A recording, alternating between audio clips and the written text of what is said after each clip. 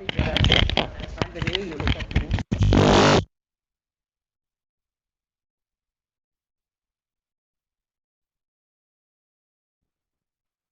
Kamakshi sir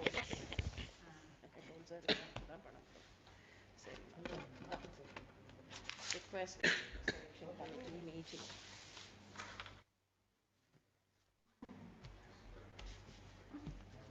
of பண்ணவே இல்லையா? அதை ஆஃப் பண்ணிடுவீங்களாப்பா? ஆஃப் பண்ணுவேன் சார், திருப்பி அதை போட்டு விட்டாங்க. யார் போட்டது? அங்கேயே ஒருத்தர் நின்னுங்கப்பா. டவுன் பண்ணிக்கிறேன். என்னது?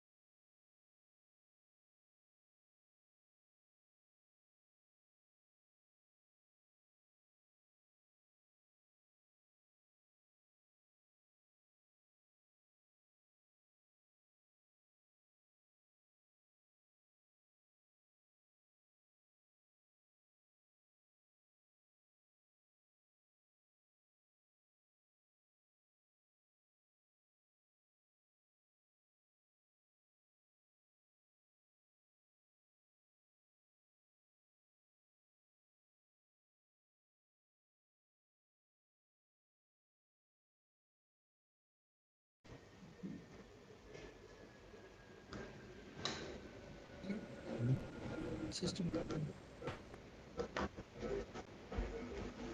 In between you can have a coffee.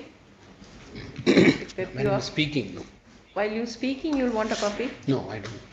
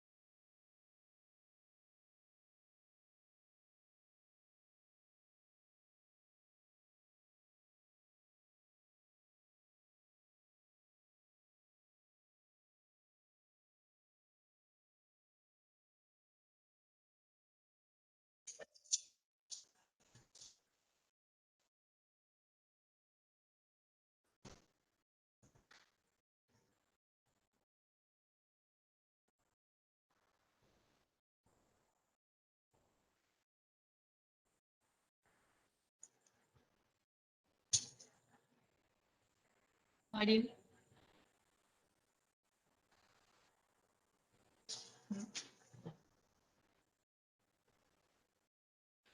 Mute ல இருக்கு.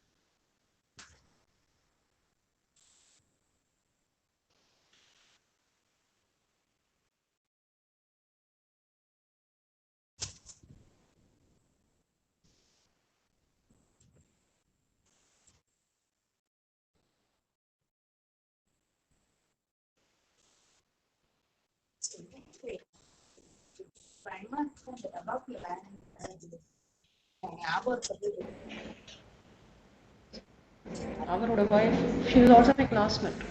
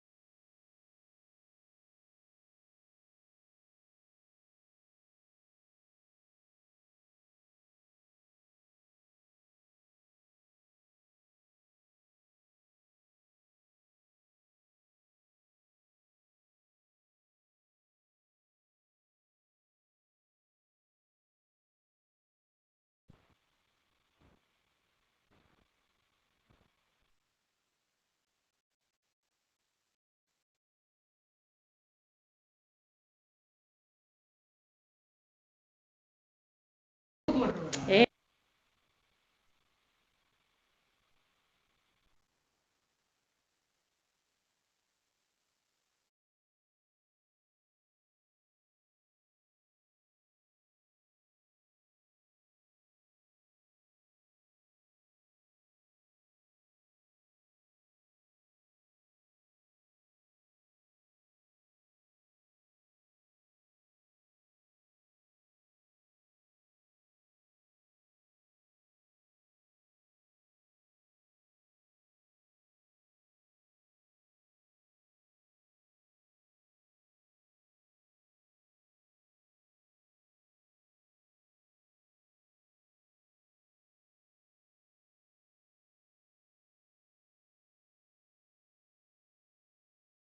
Madam, good afternoon, madam.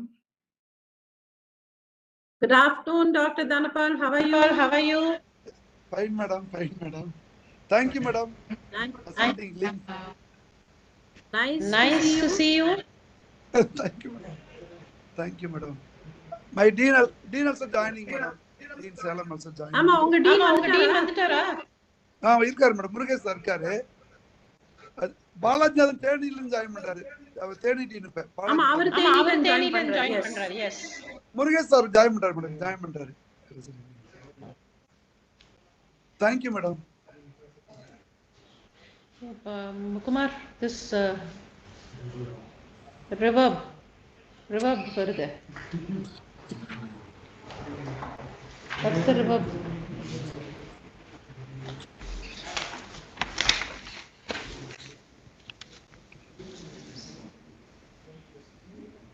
Who's this? Lakshmi? That's Lakshmi. Sir, welcome. Ellen, sir. I'm here. Ellen, sir, welcome. Am I audible, madam? Am I audible? You are, sir. Am I audible? You are. Just want to share my. I just want to check my presentation. Can I do it now? Sir, we'll come to you on your private line. Talk to Professor Ellen. He wants to share his slides. Talk to him. There are two people. One is Lakshmi Narasimhan Ranganathan. The other one is Meera Ellen. இப்போ எதுல sir இருக்காரு? Balajinathan sir.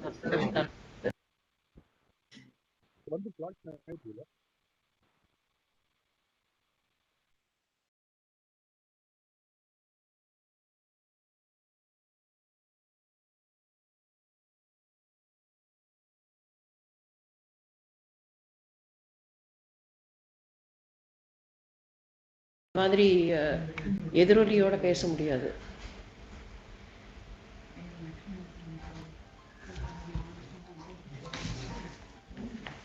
சொல்லு ஸ்ரீவித்யா. ஆமா நான் சொல்லிட்டேன். எதிரொலியோட பேச முடியாது. அதனால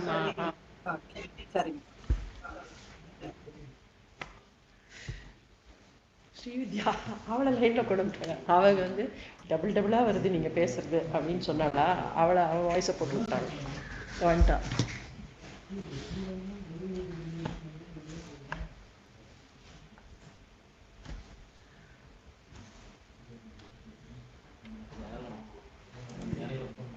ஸ்ரீவித்யா இருட்டுல இருக்க நீ. சார் வந்துச்சு சார். ஸ்ரீவித்யா ரொம்ப இருட்டுல இருந்த. அதான் சோ ஜன்னல் எதிர வர மாதிரி வச்சுக்கிட்டேன்.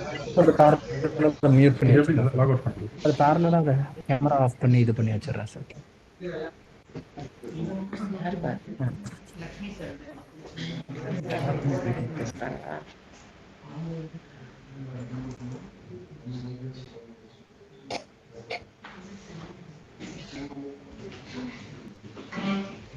Swapnatha, ESI Chennai has joined.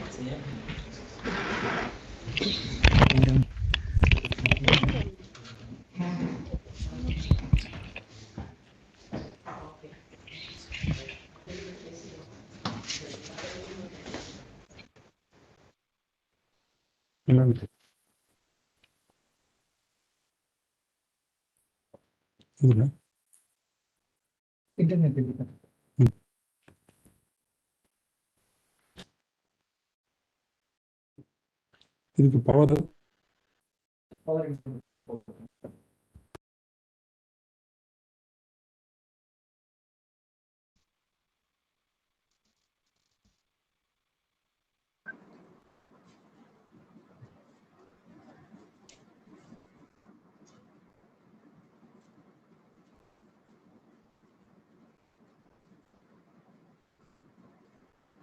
Good morning, good afternoon, and welcome to this edition of the University Webinar Series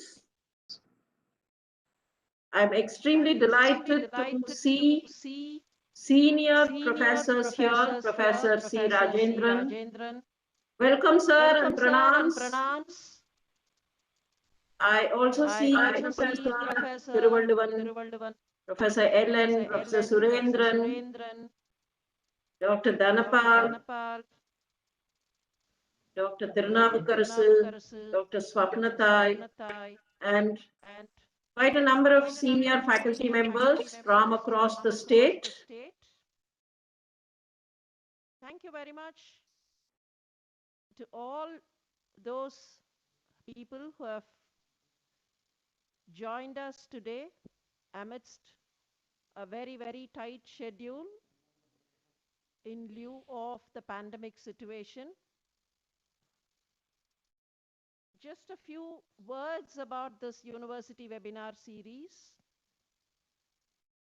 Caught in the pandemic, we all know digitization is the key word. And in concordance with the situation, the university decided to launch a university webinar series. We are on the 3rd edition of this series today. And we intend going forwards with a webinar every fortnight.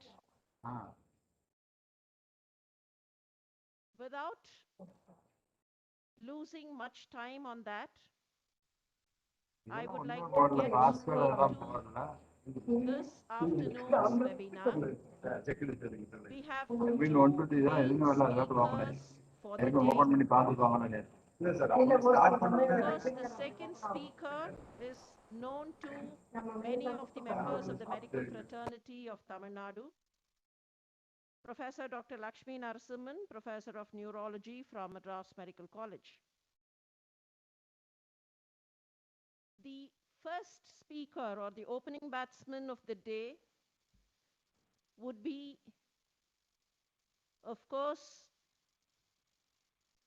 a man of international repute, a disaster management expert, which India is proud of producing, Dr. V. Thirupugal, who belongs to the Indian Administrative Service and who is currently the Additional Secretary at the National Disaster Management Authority, New Delhi. Friends, many of us might be wondering as to what exactly is the word disaster and its meaning. Disaster very often is defined as that situation which causes some kind of defunctioning in the existing situation. The Oxford Dictionary defines disaster as that situation where several factors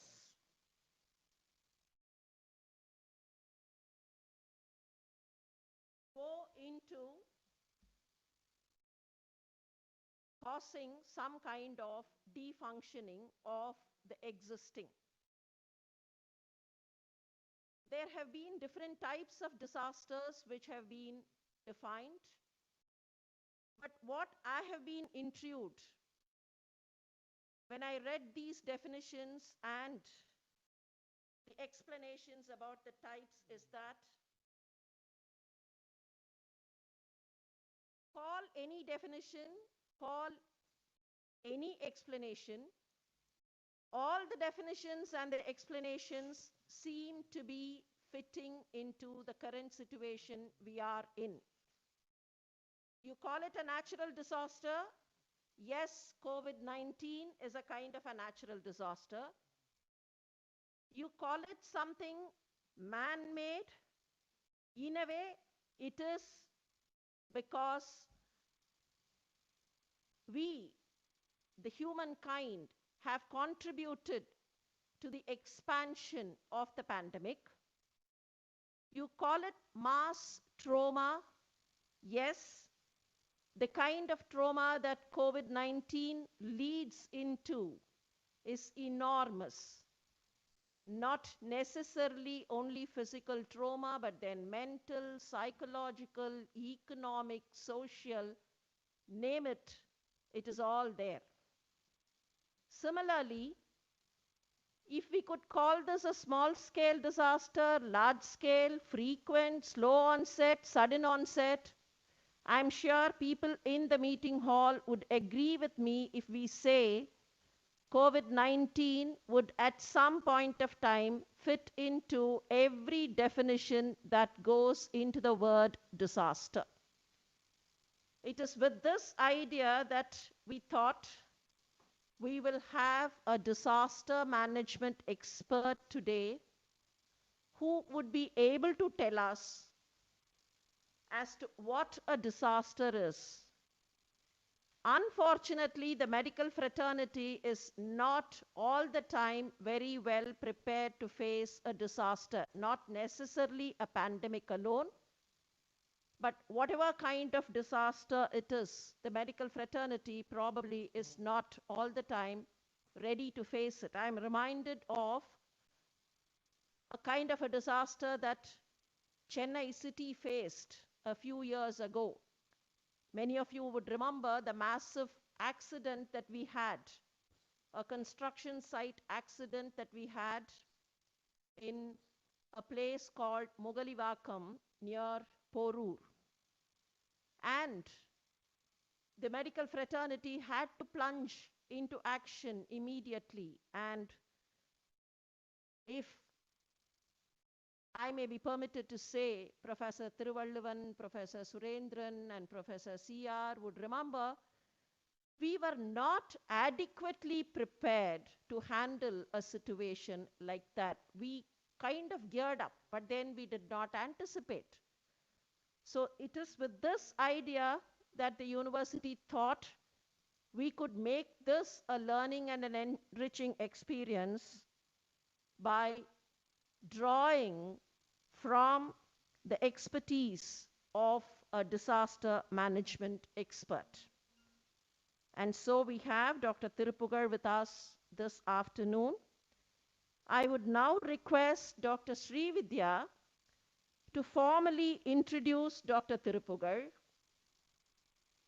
following which will be the talk by Dr. Thirupugal. Srividya, the floor is yours.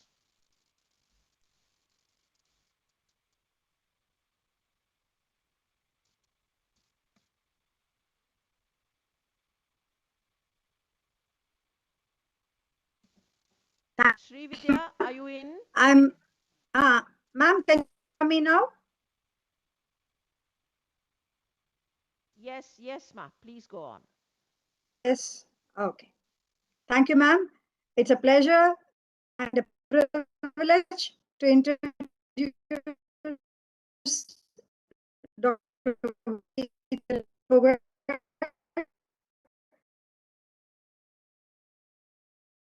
As said, he has extensive experience in disaster management. He is an rank of national disaster management. He joined civil service in the year 1990 and years of management.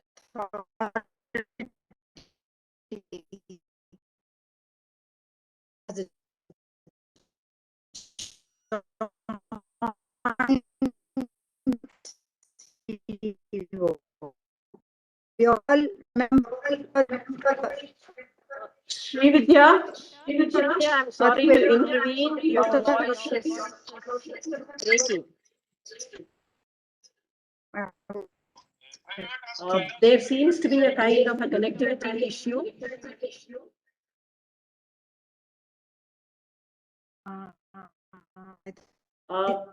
Srividya, I'm sorry. I'll take it over.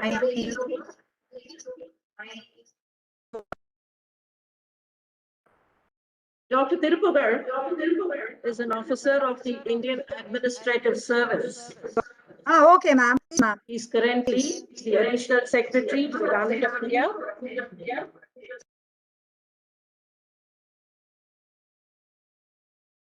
He has, to his credit, about 20 years of experience in the field of disaster management. Probably, I would not be wrong to say one of the prizes that the Bhuj disaster, the Bhuj earthquake, gave to India is in the form of Dr. Tirupugar today.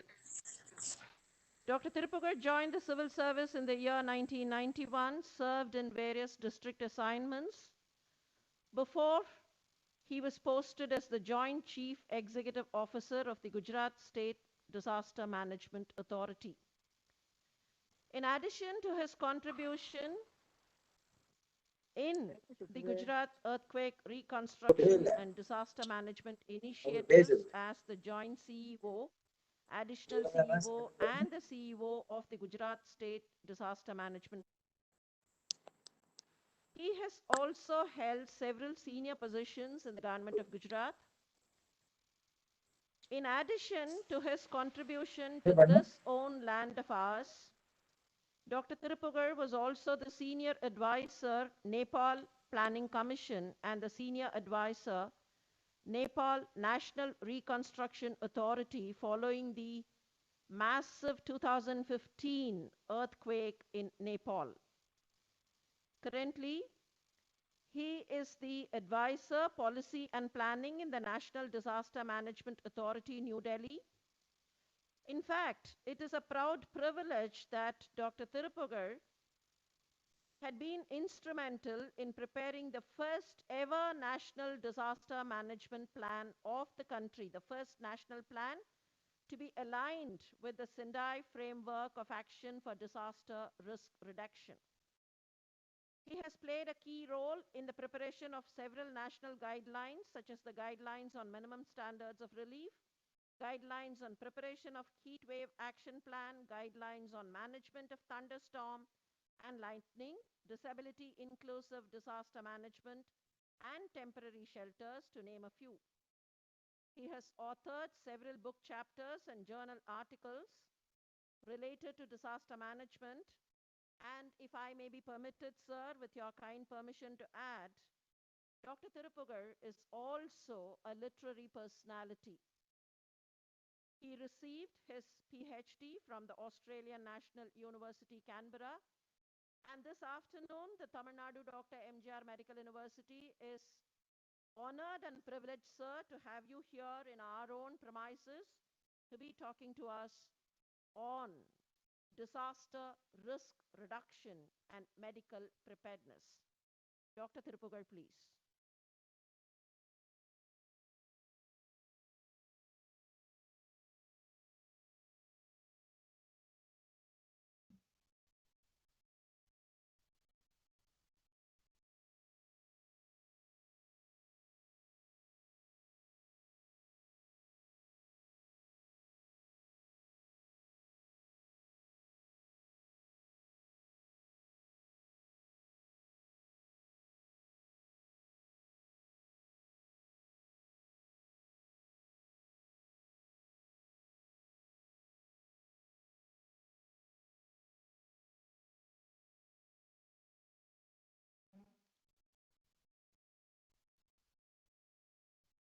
Before I start, a few fundamentals. First thing is, there is nothing like a natural disaster. They should be very clear. Even disaster managers, experts in the field of disasters, even disaster management databases use this nomenclature, natural disaster and man-made disaster. But we should all understand that there is nothing like a natural disaster. There are natural hazards and man-made hazards, but it is human action which converts these hazards into disasters. So this should be understood very clearly. Before I talk about medical preparedness, I should clarify certain basic points on disaster risk reduction. Earlier, before 50 years or 60 years, we were talking about disaster response, how to save lives and how to provide relief to the people in the aftermath of disasters. Then we started talking about disaster management. It's not just reacting, but managing the disasters. After that, we started talking about disaster risk management. Today, we are talking about disaster risk reduction. It is not about managing, it is proactive. We need to understand and answer three questions. One is, what is risk reduction? How is it different from managing a disaster? What is risk reduction? The second question is, why risk reduction? Why should we reduce risk? Why not simply manage disasters? The third question we have to answer is, how to reduce risk? What, why, and how? If we do not answer these questions, then we will not be able to understand medical preparedness in a better way. Here, I would like to talk about the principles, not techniques. Techniques keep changing. Tools keep changing. Before 10 years or 15 years, we were saying that geographic information system would solve all our problems. Then we started talking about remote sensing. 3 years ago, we have been talking about using drones. Now it is all about artificial intelligence. These techniques, technologies, and tools keep changing. For the past 5,000 years, the principles of disaster risk management has remained constant. We have only been talking about night வந்து புளிக்குழம்பும் நைட்டுக்கு ரசம் சாம்பாரும்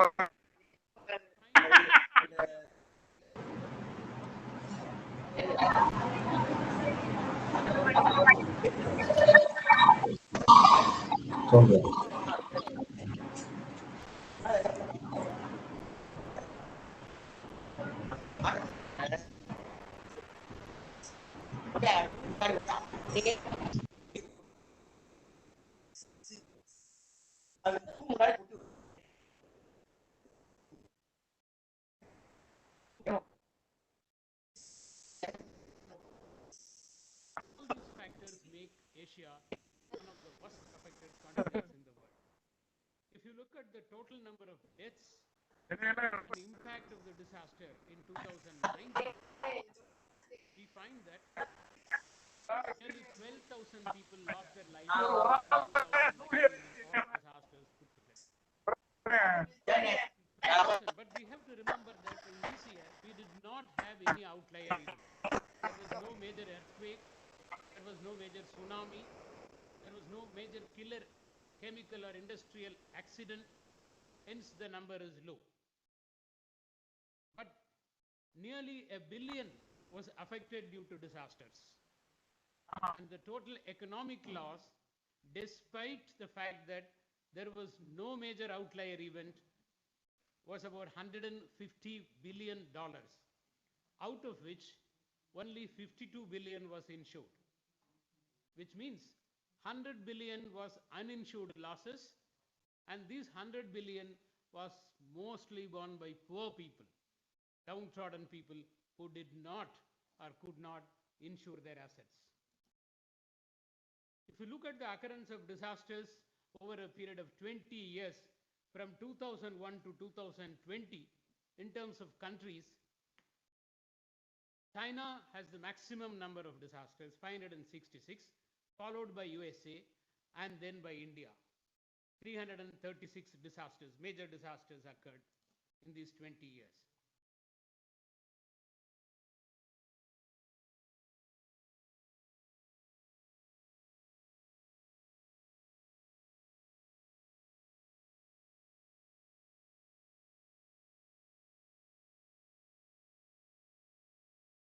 If you look at the total number of deaths in these 20 years, India stands 6th.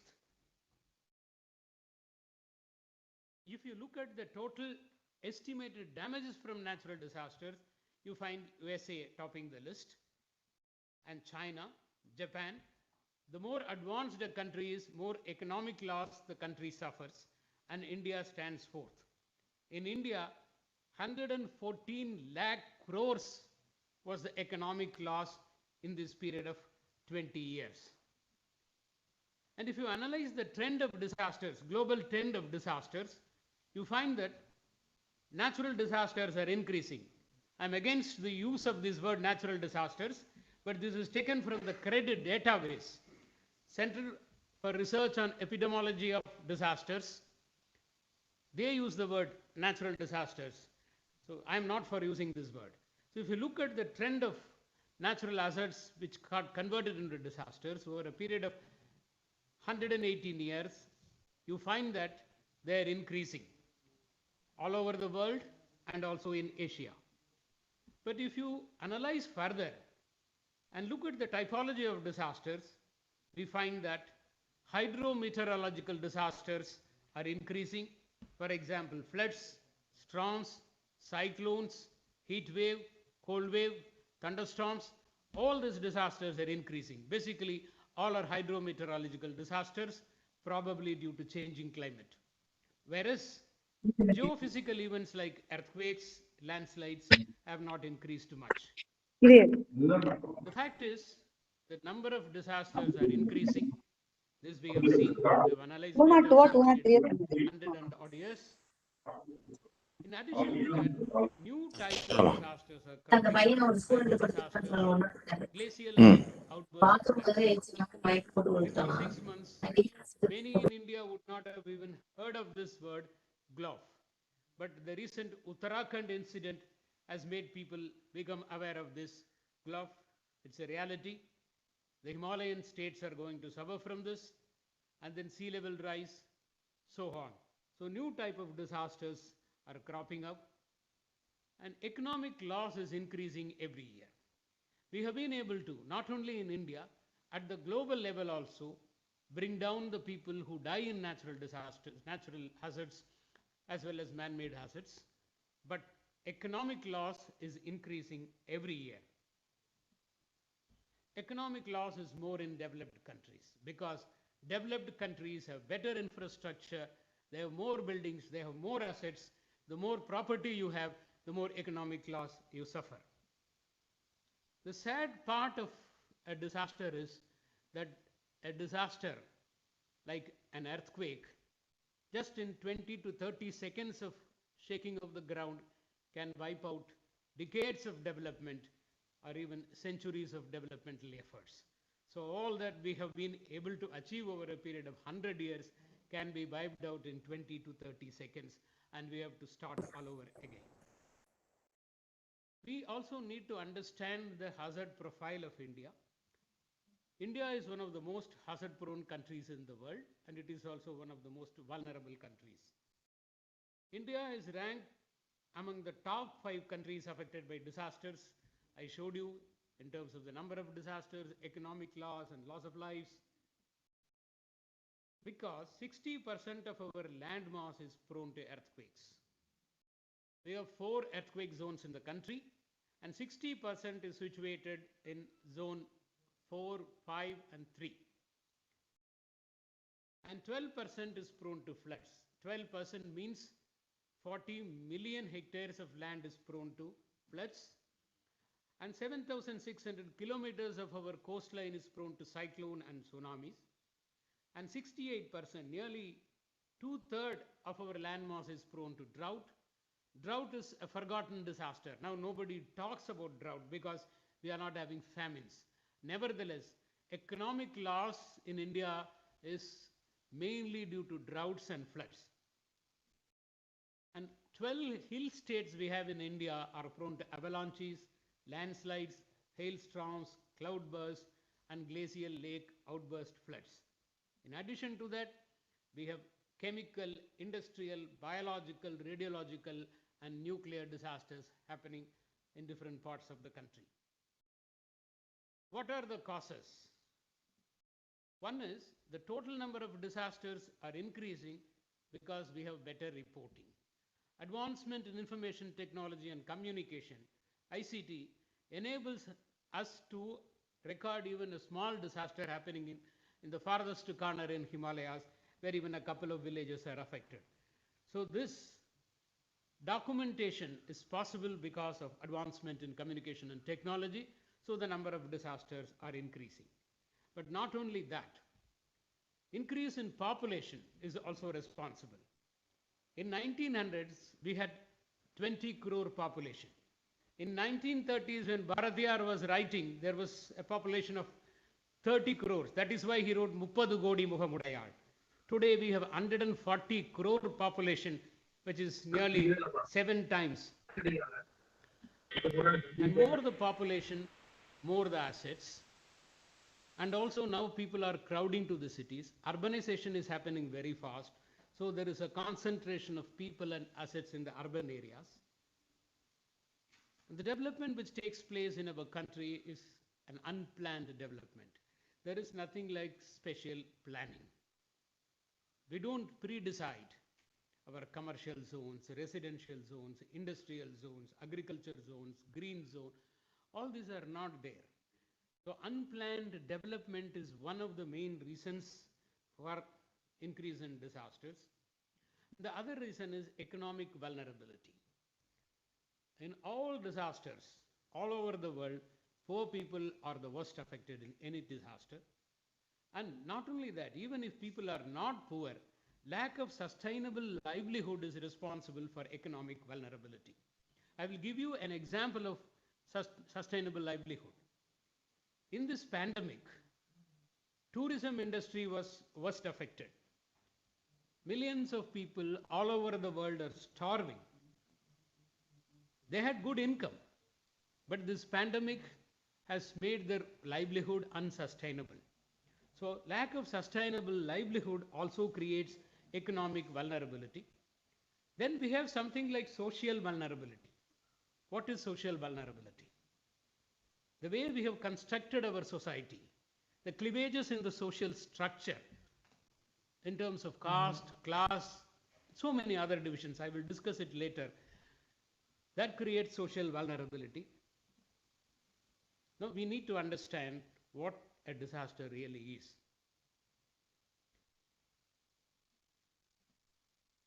The Disaster Management Act, which governs the legal framework in India, defines a disaster as a catastrophe, mishap, calamity, or grave occurrence in any area. It is very simple. Then second, arising from natural or man-made causes, fairly clear. The third is, which results in substantial loss of life or human suffering or damage or destruction of property. This we have to understand very clearly. It should be substantial loss of life or human suffering or damage to property. If one person dies of an accident, you can't call it a disaster. It's an unfortunate accident, but not a disaster. If a child falls into a borewell, all our newspapers will immediately claim that it is a disaster and what natural NDMA is doing or SDMA is doing. But that is not a disaster.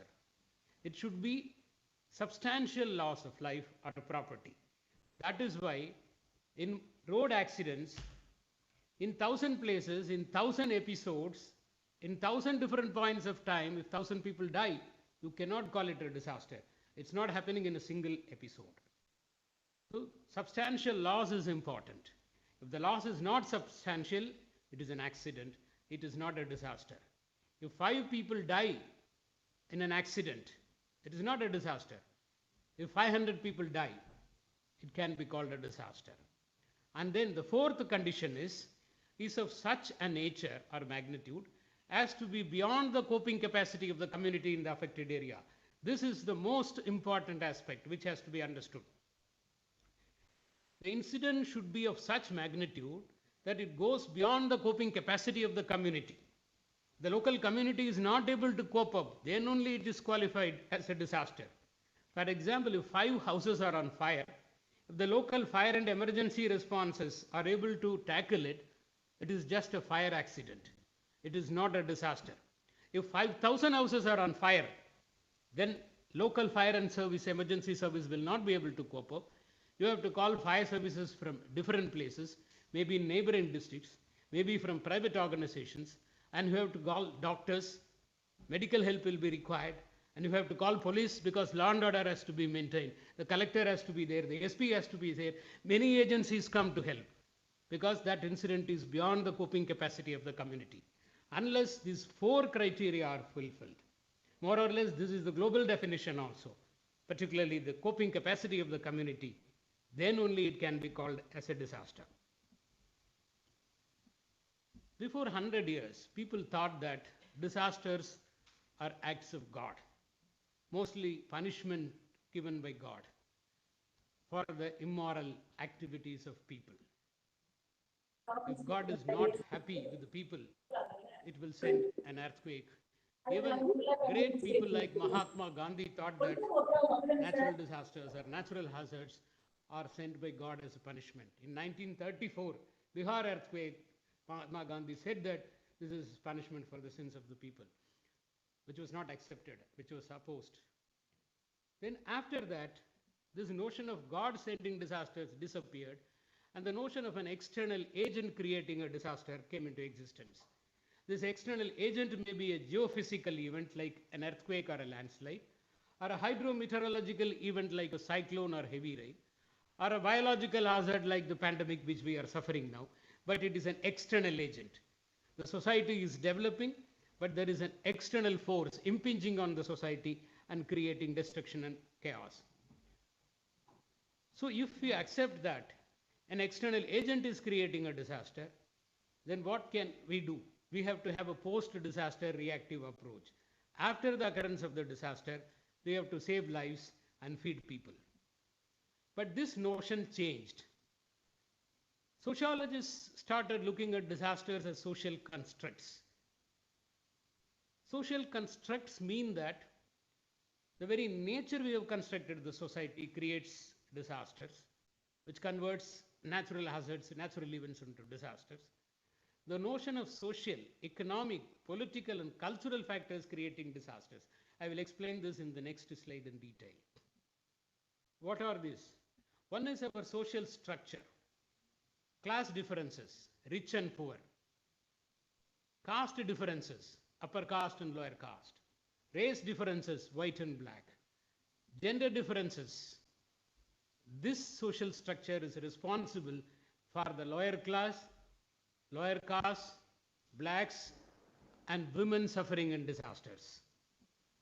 And our cultural practices are responsible. For example, in the Northeast, people practice Jhum cultivation, which means they will set forests on fire and then they will cultivate, and the next season they will set fire to another forest and then they will cultivate there.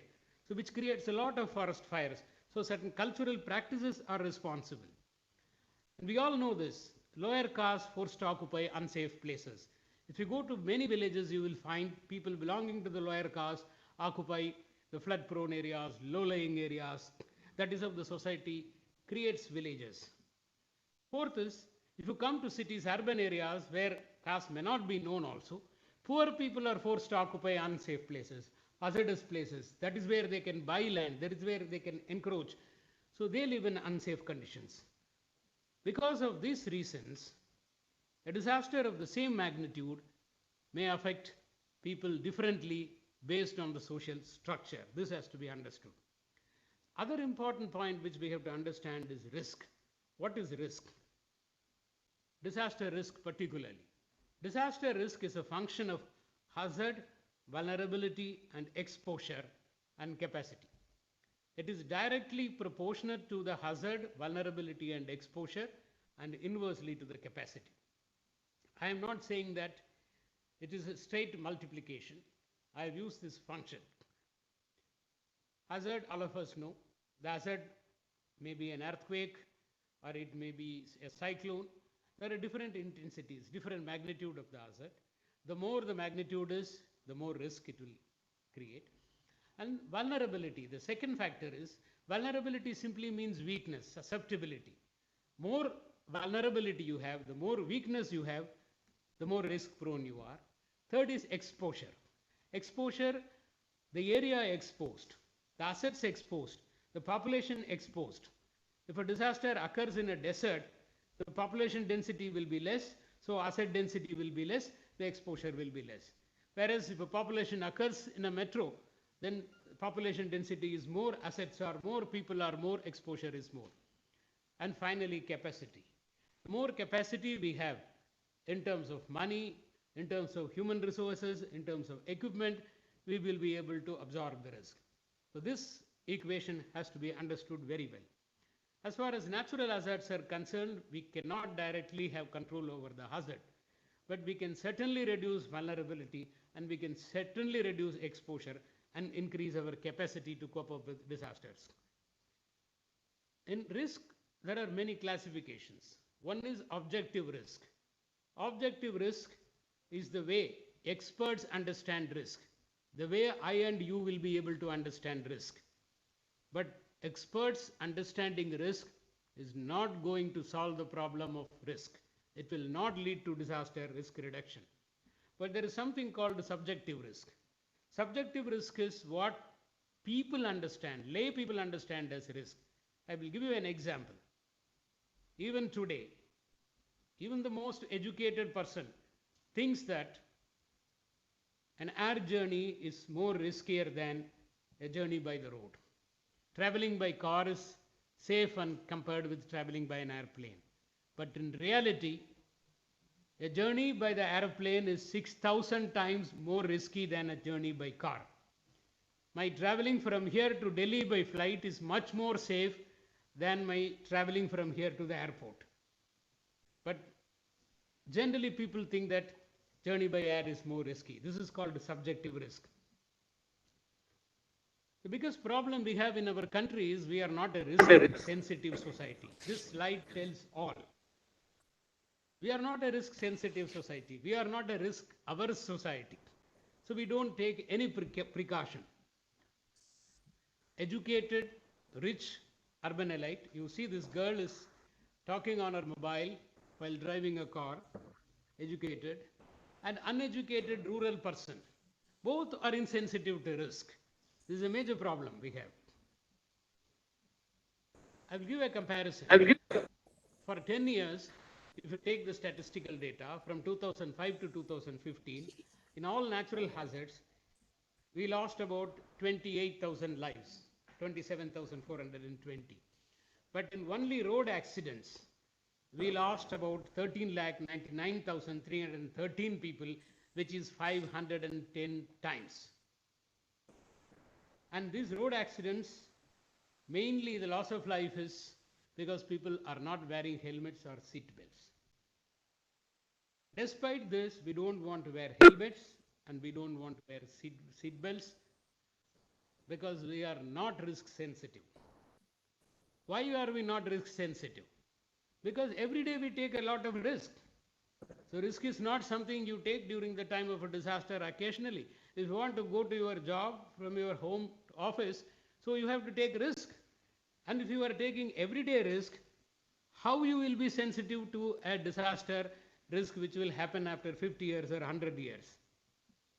Then there is something called acceptable risk. We have to accept certain amount of risk. Even doctors know that sugar is not good for health. Still everybody takes sugar. But permitted level of, see, I want less sugar. In South India we say half sugar. Ara sakara potu coffee kudunga. So acceptable risk. So what is the level of acceptable risk for a society? In a rich society, in a rich country, the acceptable level is very, very low. Whereas in a poor society, in a poor country, acceptable level of risk is very high. So as the society develops, in America, if two people die in an accident or a disaster, it will be considered as unacceptable. Whereas here, we may accept it. So it depends on the level of development. The other important aspect we have to understand in the equation is vulnerability. What is vulnerability?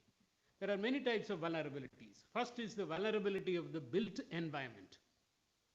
Your building is not safe, everything is unsafe. The school is not safe. Inside the school, you may teach children disaster management, you can teach them pandemic preparedness, hand hygiene and leg hygiene, whatever you want to teach. But if the building is unsafe, if there is a ground shaking in an earthquake, the building will collapse and kill everybody, regardless of whether they have sanitized their hands or not. So vulnerability of the built environment. And second is poverty. Absolute poverty and consequent poverty.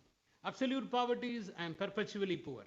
Consequent poverty is today I am not poor, I am able to earn my daily bread. But if there is a disaster, then my livelihood is not sustainable, I will become poor. That is called consequent poverty. Then social, economic, political and cultural factors contributing to vulnerability. I explained all this. Political factor I have not explained, I will explain this. The way people are vulnerable in a democratic country is very different from the way people are vulnerable in a dictatorial regime. Population economic problems, the way we produce our goods, we pollute the atmosphere and produce our goods,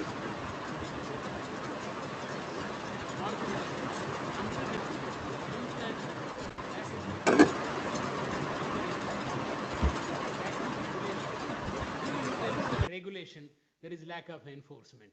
All these factors create vulnerability. Because of these vulnerabilities and risks, we have to manage disasters, and there is this famous or infamous cycle of disaster management we talk about. First is prevention. We have to prevent the risk. We should not allow risk to accumulate. The second thing is we have to mitigate risk. If you cannot completely eliminate risk, you should reduce the impact of the disaster, mitigate the risk. Third is you cannot completely mitigate, then you have to respond. You have to prepare for disasters, and you have to do search and rescue to save lives and provide relief to the people in the aftermath of disaster. And finally, the fourth point is recovery and reconstruction. After the disaster, you have to recover, provide livelihoods to the people who have lost livelihood, and reconstruct the assets which have been destroyed. So what is prevention? Prevention is relocation of people from flood plains. This is very important. There is a flood plain. If you don't want people to be affected, you relocate people from there, you can prevent a disaster there.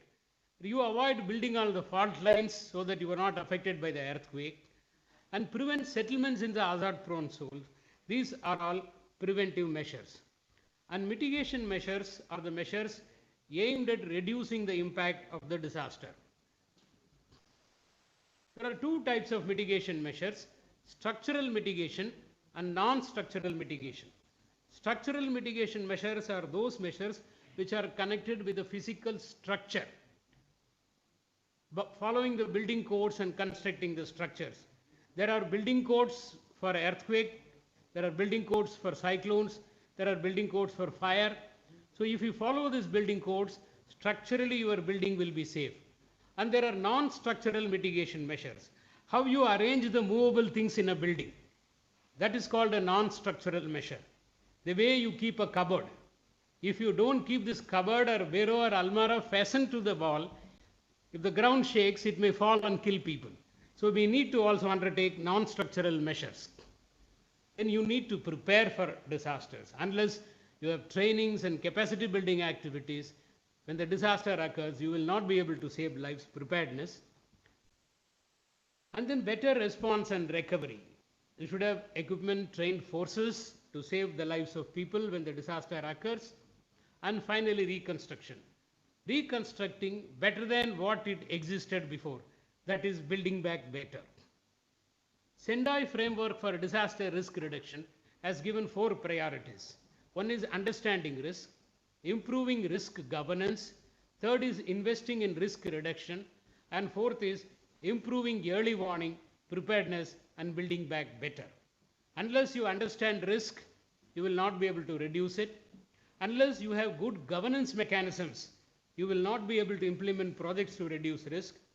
Third is you have to invest in risk reduction. It is a beautiful word. They are not saying you have to spend on risk reduction. Money you spend in reducing risk is a sort of investment. So it is investing in risk reduction. And finally, improving early warning, preparedness, and building back better. These 4 are the Sendai priorities. If we have understood all that I have spoken so far regarding disaster risk reduction, then we can talk about hospital and medical preparedness. One is hospital safety and medical preparedness. First of all, we need structural measures. Just now I spoke about structural measures following the building codes. The hospitals should be, whatever is constructed new, should be constructed according to the latest building codes for earthquake safety, wind safety, and fire safety, depending upon the hazard in that particular area. Building Codes Committee of India, BIS Code Committee, comes out with codes. We call it National Building Code. They should be strictly followed. But what happens to the hospitals which were built before? Most of which are not built according to the building codes, are built according to the earlier version of the building code, which is outdated. We need to retrofit these hospitals. But retrofitting is a difficult thing. There are not many technically qualified people, and a lot of money is involved, a lot of procedures are involved. Nevertheless, it is necessary to retrofit hospital buildings. We can leave other buildings, but hospital buildings should be retrofitted and they should be made safe. Why, we will see later. Non-structural measures, preparing disaster management plans, standard operating procedures. Just now I spoke about arrangement of movable things. Otherwise, in many hospitals I have seen the shelves, cupboards, tables and medical equipments fall and kill people or block the way. People will not be able to go out. Many times an earthquake also causes fire. There are cascading disasters. So if an earthquake causes fire, if the exits are blocked, how will people go out? Then finally, what we need is functional preparedness. It is not enough if the hospital is safe, the structurally safe. It is not enough if the mobile things are fastened properly to the wall, but it should be functionally prepared to work. Not only functionally prepared to work to attend to the inpatients and OPD patients, it should also be functionally prepared to upscale its capacity, because in the aftermath of a disaster, a lot of injured people will come for treatment. Are you able to upscale your? And we need to have mock drills. Your routine procedures are very different. But when there is an emergency, when there is a disaster, your routine procedures will go for a toss. Are you able to function efficiently, effectively in the aftermath of a disaster when more and more people are coming to the hospital, when you have no facilities, no space, shortage of doctors, paramedical staff? For that you need to have mock drills. You have to keep practicing mock exercises and drills so that it becomes part of your unconscious mind. To do this, we need capacity building activities, training programs, and every hospital should have a disaster management plan. I don't find even a major hospital in the country prepared with a disaster management plan. So disaster management plans are very, very essential. This is as far as hospital preparedness is concerned. Then there is something called medical preparedness. Hospital preparedness is handling people inside the hospital, affected people. Then what happens if the affected people are outside the hospital premises? That is medical preparedness. Handling events outside the hospital setup. Accidents. It can be train accident, bus accident, or boat accident, whatever it is.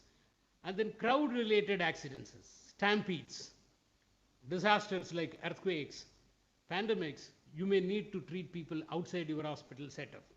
I remember in the Gujarat earthquake, when the ground shook at 8:46, by 9 o'clock there were 20,000 people in the Jubilee ground.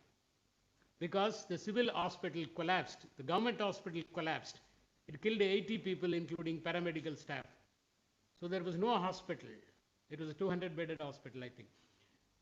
So 20,000 people gathered in the ground, and we had to treat them. There were no medicines, surgical equipment, nothing. We had to break open medical shops. We have to bring them. And we called anybody and everybody, and the operations were done in the open ground. For doing this, we need training and capacity building again. For medical preparedness outside the hospital, we need mock drills. And one thing additionally we need, if you are going to handle events outside the hospital setup, interagency coordination. You have to coordinate with public, you have to coordinate with civic authorities, you have to coordinate with private medical practitioners. So interagency coordination is very much essential. and also you need disaster management plans for medical preparedness outside the hospitals. The third important aspect is trauma care. We talk about international systems, but many times we fail to contextualize the international systems because healthcare systems in each country is different. In fact, for that matter, even each state is different. Institutional setup is different. And in the context of India, we have a lot of doctors, Siddha doctors and Ayush doctors and Ayurvedic medical practitioners. So how would you integrate all of them and use them in emergency situation? Then we need equipment, transportation, communication, medical facilities, and trained human resources.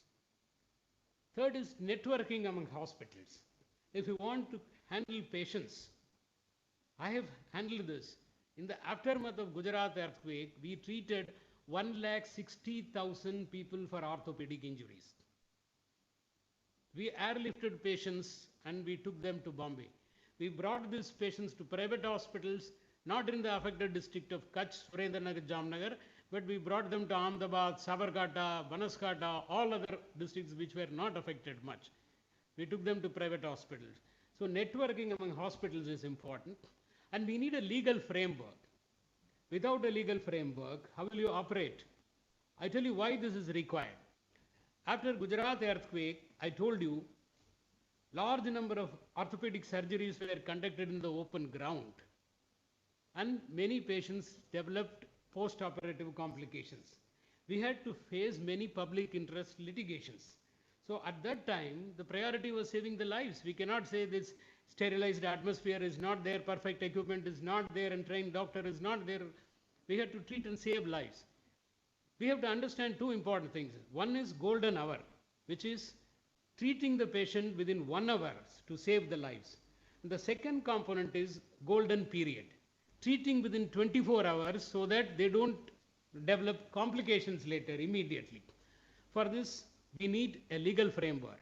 In Gujarat, we enacted Gujarat Emergency Medical Response Act in 2006, the first of its kind. And we need advocacy, research, finance, and information management for proper trauma care.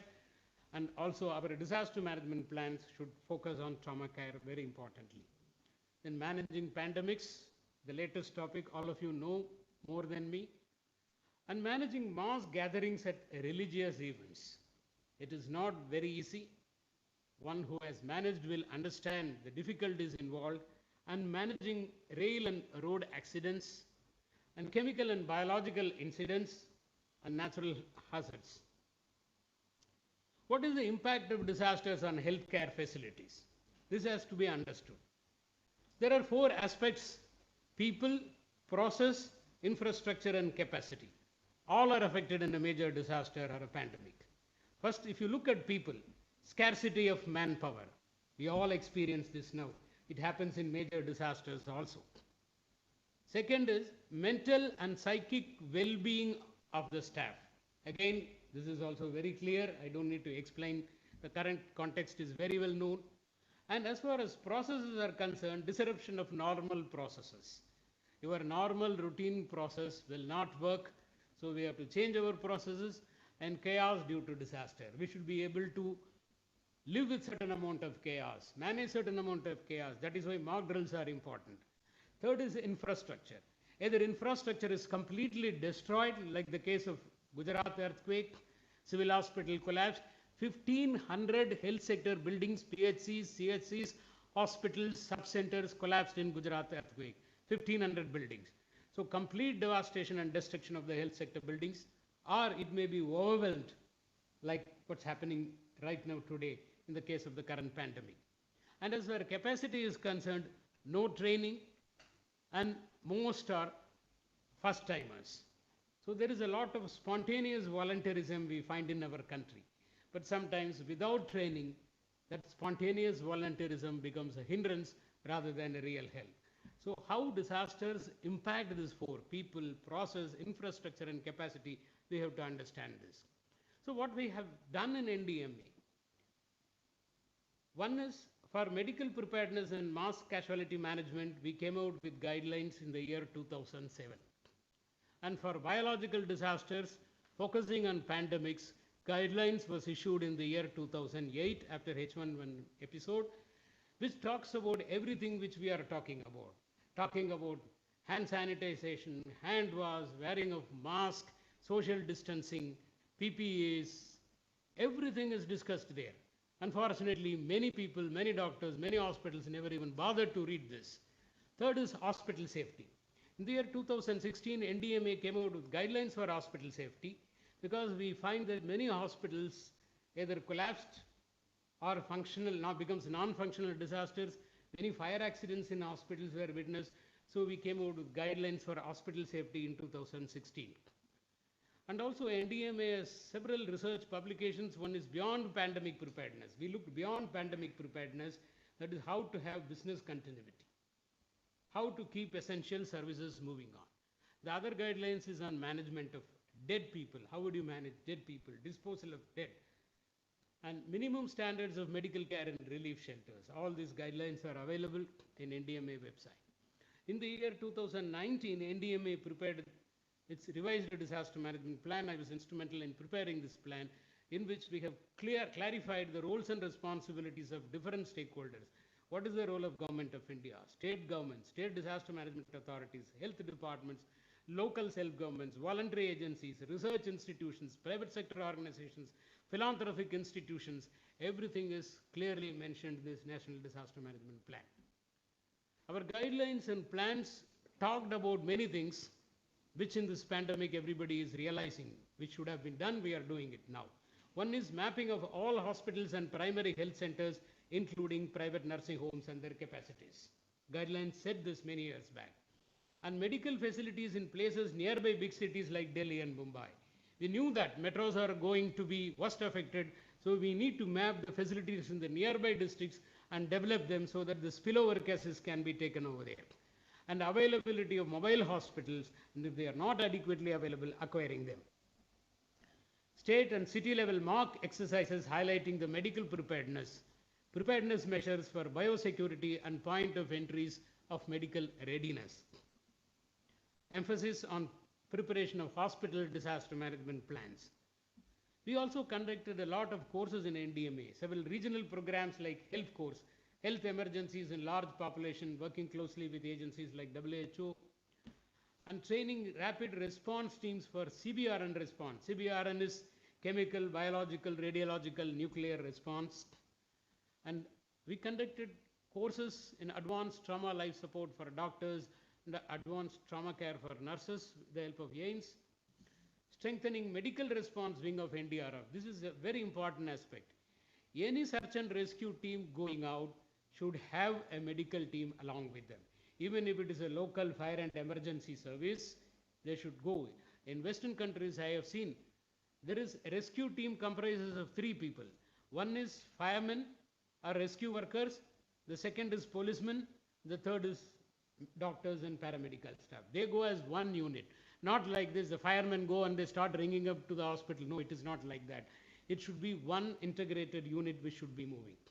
And also we spoke about adequate preparation at mass gatherings.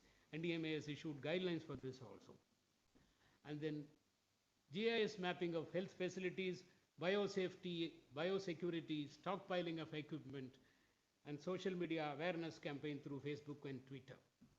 In 2017, National Health Policy was announced by Government of India, which recognized the need for CBRN management, and it has announced clearly that CBRN management centers will be set up in 4 metros and 22 districts. 700 trauma centers along national highways will be set up. An emergency duly covered in the National Health Mission, and commencement of MD DNB emergency medicine as a specialty branch. In some places, the MD courses have already started, I think. Strengthening of public health and disaster medicine cadres. Accreditation and fire safety norms imposed for healthcare facilities. Strong awareness generation initiatives focusing on the community capacity building. Finally, focus on innovation, technology, and research. This is another important aspect, coordination. Medical preparedness means the ability to coordinate with several other external agencies, be it fire and rescue services, police for law and order utility services, civic bodies, and government bodies. We also need to have hazard material specialists because of hazardous materials carrying vehicles often meet with accidents in the roads and in the industrial complexes. Hazmat specialists are required, and we need specialization in urban search and rescue and in confined spaces, and also CBRNE specialization, chemical, biological, radiological, nuclear, and high-yield expensive teams. And medical response teams should be part of all these teams. And again, I've spoken about this, railway incidences. Also, we need to develop a relationship with the media to communicate to people properly, correctly, accurately, and timely. We also need to network with NGOs and civil society organizations to build community capacity. What is the way forward? First is data collection and research. We need to improve a lot in this area. Second is standard operating procedure based predefined management of weight teams. We need to have standard operating procedures. Anybody who starts looking at SOP should be able to follow a clear, well-defined process. And use of newer modalities of treatment, anticipation and interpretation of injury and disease pattern. This should be developed. Active use of newer technologies, including AI, cost-effective and innovative approaches in rendering care. If we face an incident like an earthquake where we have to treat 160,000 people, then the method should be cost-effective. We can't airlift everybody to Bombay. We need to have an inventory of resources. We have developed IDR in India, Disaster Resource Network. National Institute of Disaster Management has developed it. The resources available, including human resources, in public sector, in private sector, everything has been captured, including people who are trained for swimming and rescue has been captured. Their mobile numbers are there. Perhaps this is an evolving area. It will be one of the biggest databases or inventory of resources in the world. We need better communication plans, and also we have to keep doing these mock drills. Medical preparedness may be a specialist area, but the fact is that nobody can play in isolation as a specialist. So what we need is the team approach, which I have been talking about so far. The general mentality of people is disasters will not happen to me. It always happen to the others. Like Corona, people think it will always happen to others. I will not wear mask, I will not follow hand hygiene, COVID appropriate behavior, but I will not be affected. Only others are going to be affected. This is the same mentality we all have when it comes to disasters also. Finally, we are not superheroes. Nobody is a superhero. So we need to prepare and calculate our risks. Proper understanding of the risk is essential. My final word is this. It is not always about crisis. You cannot manage your crisis better if you are not able to manage your everyday affair better. If your everyday OPD is chaos, you are not going to do well in a disaster. If your everyday hospital functioning is not proper, you are not going to do well if there is a pandemic. So good disaster governance emerges from good everyday governance. So it is not always about crisis. It is about everyday management of your hospital, everyday delivery of health services. This is all I want to say. Thank you very much. Thank you very much, sir. Thank you very much, sir. If COVID-19 has taught one singular lesson to the world over, that is introspection. And today I find the talk by Dr. Tirupugar has put us back on the same diving board. Much introspection is needed in every stretch of life. Sir, I was a little intrigued when you started saying there's nothing like a disaster, man-made disaster or a natural disaster. It's a hazard that expands into a disaster. I was reminded of a school lesson that I have learnt. I'm sure many of us in this meeting all, if you had been in Tamil Nadu, would have learnt this lesson. You know, this is a poem, a piece of poem that used to be there in the Tamil textbooks. It would vividly describe an oncoming flood. The first two lines of the poem go like this: Aatru vallam naalai vara thethrude kuri, Malayala minnal, Eela minnal, Soola minnude. It only meant, நாளைக்கு கண்டிப்பா வெள்ளம் வரும், இன்னைக்கு மழை வரும், நாளைக்கு கண்டிப்பா வெள்ளம் வரும். And I always wonder, there was a piece of poem which was taught in the schools. Vellam varum was the kind of anticipation. Probably it was a kind of proactivity.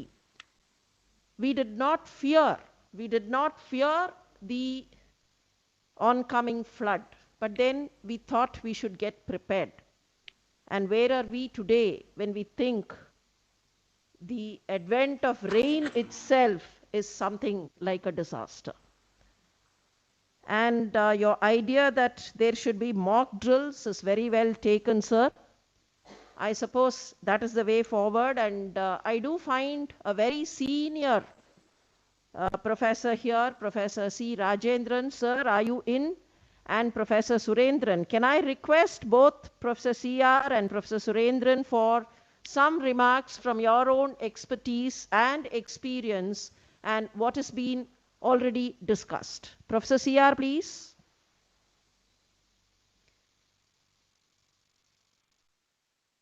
C.R., sir. Professor Surendran. Hey, am I audible? I'm here, madam. Yeah, we did have a problem Yes, sir, with the please. floods, 2015 floods in the M.G.R hospitals. That was really a disaster. I'm sure all of us will remember. I mean, it is Yes. probably because of the total unpreparedness. Suddenly the flood came in the Adayar River and the entire hospital, the basement, everything was, filled with water to the tune of God knows what. And all the patients has to be evacuated, and suddenly the power went off, and all the, the diesel are all in the basement. So the, generators could not be worked, and all these things we did have. Now I suppose the preparedness is far, far better. So I think I totally agree with nice talk by Professor Tirupugar that we have to be prepared, and mock drill has to be done. At least once a day a mock drill has to be done.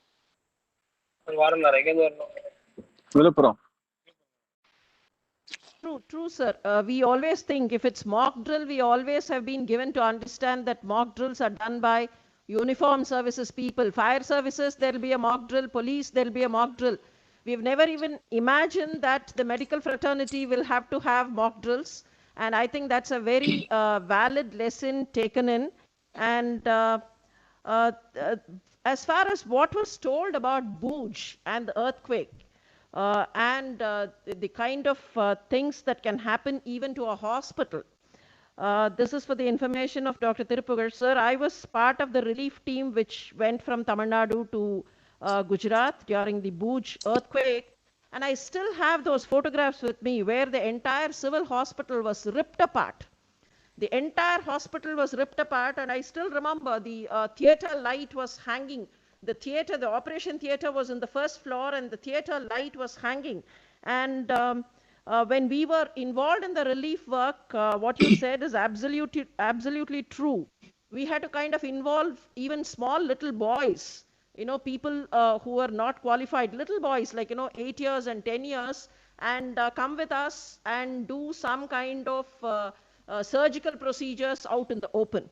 So that is what the status would be if there is a major disaster. And I think that's a very, very valid lesson that we have learned, that we need to prepare ourselves with mock drills and capacity building, and probably also have disaster management plans for every hospital. I think to start with, this university will think of having a disaster management plan. That's a seed that you have sowed today, sir. We'll think of it, we'll work on that, and we'll try to have a kind of a DM plan for ourselves. And may I now request, yes, sir? Yes, sir, please.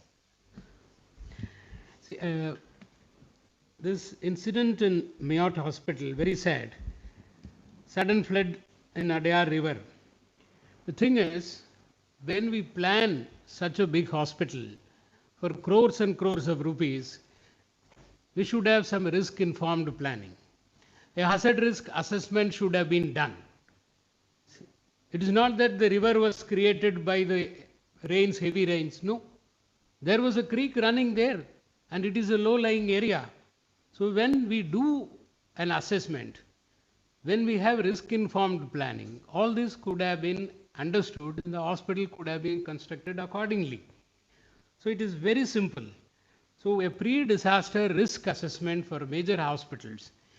A disaster management plan comes afterwards. When you set up a hospital, you have a disaster management plan. But a pre-assessment, even to understanding of the hazards, risk and vulnerabilities, and assessing the alternative things is very much essential when you have huge hospital infrastructure. Thank you. Thank you, sir. I find Dr. Ganapati from E-Road there. Sir, you own a hospital, you run a hospital. So what is your take on that? That every hospital should have a pre-hospital risk assessment plan. Could you say something on that, sir? Dr. Ganapati from E-Road.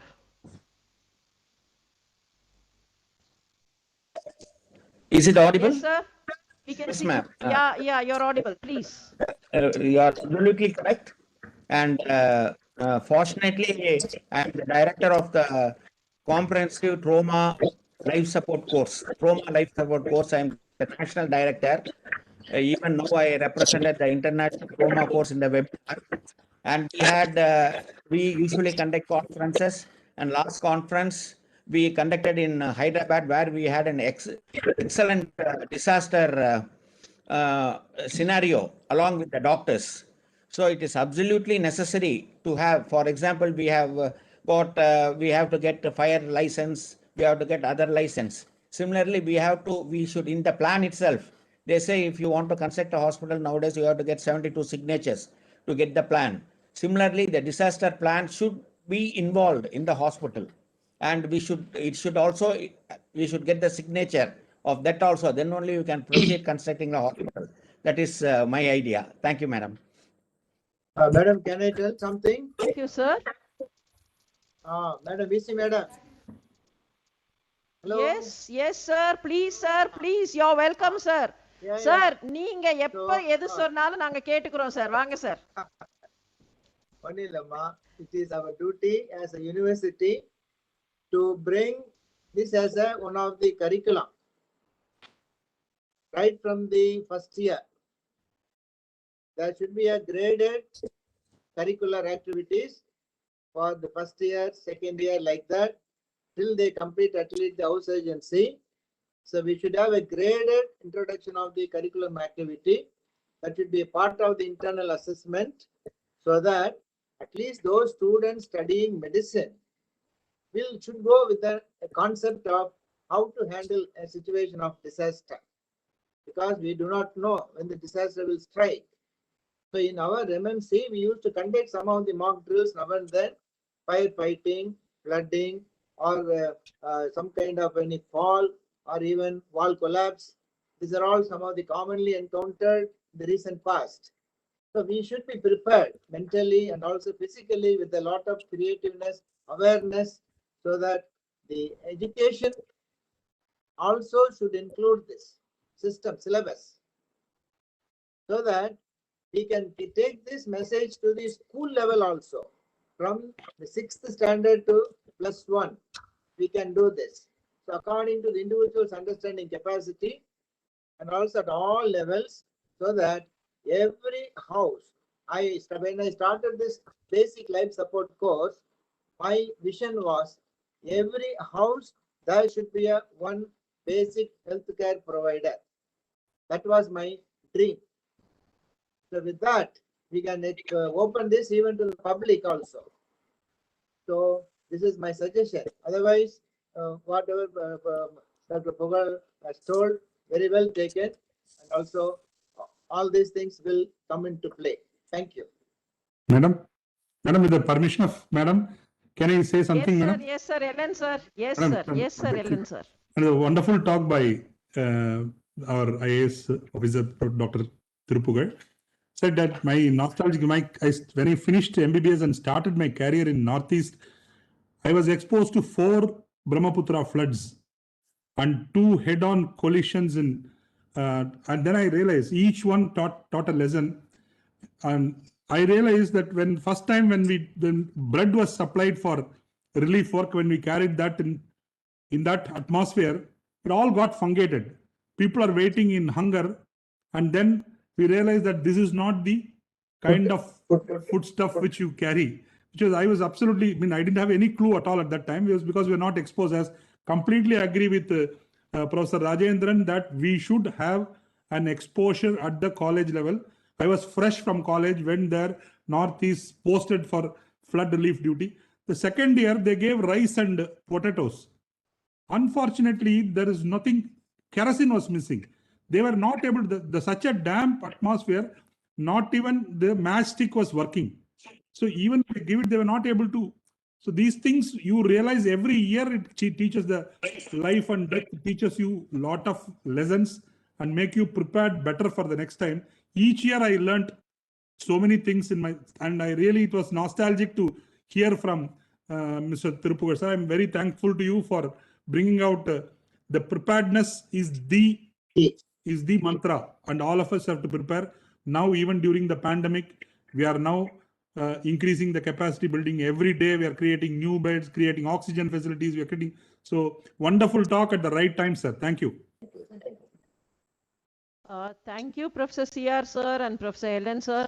C.R. sir, coming from you, a very senior teacher, coming from you, I think that is the mantra that we all have to learn. And sir, the university will strive to live up to your expectation and do something as a forward step in this.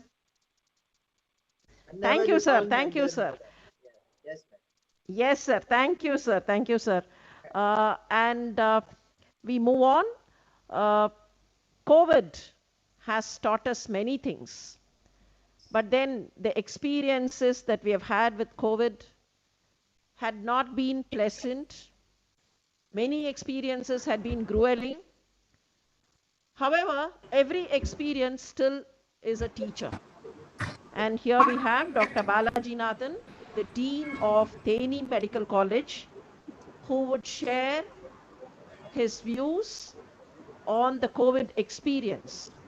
Now we have 2 people today, one Dr. Balaji Nathan from TNMGR and Dr. Aragesan from Tirunelveli. The very reason we thought that these 2 people could share their experiences is that they are much away from the metro city of Chennai and handling a pandemic sitting in one corner of Tamil Nadu, sitting at Tirunelveli or sitting at TNMGR. TNMGR, we do understand even the connectivity, everyday connectivity is so poor because of the mountain ranges, and every time we conduct an examination, we have difficulty. We don't find any difficulty with any other medical college, but then when it comes to TNMGR, we always find it difficult because the connectivity is so poor. We do understand that is a situation in which they would have to work. So we now have Dr. Balaji Nathan. May I request Dr. Balaji Nathan to share his views, sir? Good evening, madam. Is it audible, madam? Good evening. Yes, sir, madam. You're audible. Is it Please audible? go on. Good evening to all. Good evening, sir. Please go on. I thank profusely our Vice Chancellor, madam, for giving me this opportunity to share my COVID experience, madam. My COVID experience not in TNMGR Medical College, madam, but in Salem Medical College, madam. Because 2 months back only I have been shifted to TNMGR. Salem, it is a unique medical college in which the PMSSI first launched in Tamil Nadu. And it is a super specialty center, madam. And the uniqueness is it serves neighboring 5 to 6 districts, madam. So, the cases of COVID, when we started the pandemic in the month of February, we already started the so-called preparedness for COVID pandemic, and I started personally along with the help of district administration and TDHS. we started conducting the programs, the meetings, demonstrations to create awareness of how to face the corona or COVID. So that we conducted the meetings along with the IMA and other so-called court employees, revenue employees, etc., to have a preparedness, to understand the COVID-19's severeness, as well as the so-called hand washing technique and the social distancing, etc. COVID have changed the medical profession even by changing the approach of patient examination. We used to teach our students to have a close contact, the so-called touch therapy for the comfort of the patient. But COVID made it different. We should have a maintenance of distance, and we have to shield ourselves and isolating the patients. So this is the attitude change we learned from COVID. And COVID have given so many surprises for the past 1 year. அதனால நான் கூட அதுக்கு ஒரு பேர் வச்சிருக்கேன் madam, எதிர்பாராததை எதிர்பாருங்கள். Because every hour from the start of COVID pandemic, it changed its behavior by creating daily new symptoms, new signs, new consequences, new prognosis, and new treatment also. So in Salem, we started with the preparation for facing the COVID-19 by demonstrating the hand wash technique, etc. Not only that, donning and doffing, and then it is the chemoprophylaxis. Initially, we gave given chloroquine, ivermectin, vitamin C, and vitamin A to the entire healthcare workers, so that we trained the people who are all involved in the spraying work how to make a disinfection by putting a disinfection hospital infection control committee along with the help of social and preventive medicine. We supervised the spraying work throughout the hospital, so that it gives us a very good result of 0 incidents of COVID among the healthcare workers for the first 6 months of COVID pandemic. Almost all bigger institutions at that time recorded COVID positivity in healthcare workers. So when there is a chance, when there is a change in the severity of COVID, we realized the necessity of oxygen therapy. And we, even within the complete lockdown period in which the transport of vehicles have been stopped so much, with the help of district administration, we able to have a liquid oxygen plant of 6,000 liter for exclusively the COVID block use. Later, we realized the increase necessity of oxygen therapy because the number of high flow nasal cannula have been raised from 20 to 74. And we want to increase the oxygen support beds in that particular government M.G.R Medical College. The government is very generous to have a sanction of 30,000 liter liquid oxygen plant, which is the tallest, largest, and the biggest one in Tamil Nadu. So, realizing the need of hemodialysis in COVID patients, we made available the hemodialysis unit in the COVID block itself. So, the dedicated COVID services in the triage zone, we made a triage zone even at the entrance of the hospital, in which the 24/7, a medical officer and the staff nurse and the team is ready to receive the patient who is coming with the result of COVID positive. Because even after getting the result of COVID positivity, there will be a panic in that particular individual. So this triage zone helps them to categorize it and to allow them for home quarantine or referring it to the CCC, COVID Care Center, or to have admission. As well as the sick patients will be taken into the intensive care directly by giving oxygen straight away, even on receiver end, that is the structure or in the wheelchair. So the very, very important and the important matter is we learned a lot from COVID, but there are 5 T's important, we have to remember it. Number 1 T is contact tracing, which is by the DDHS. Next one is testing. Testing of the, testing and confirmation of COVID-19 is very important, and the golden standard is RT-PCR swab testing. It is very, very proud to declare that our lab, which is having a daily capacity of 600 samples per day, have been raised up to 6,600 samples. This is the capacity of that particular RT-PCR lab. We have expanded and our health secretary is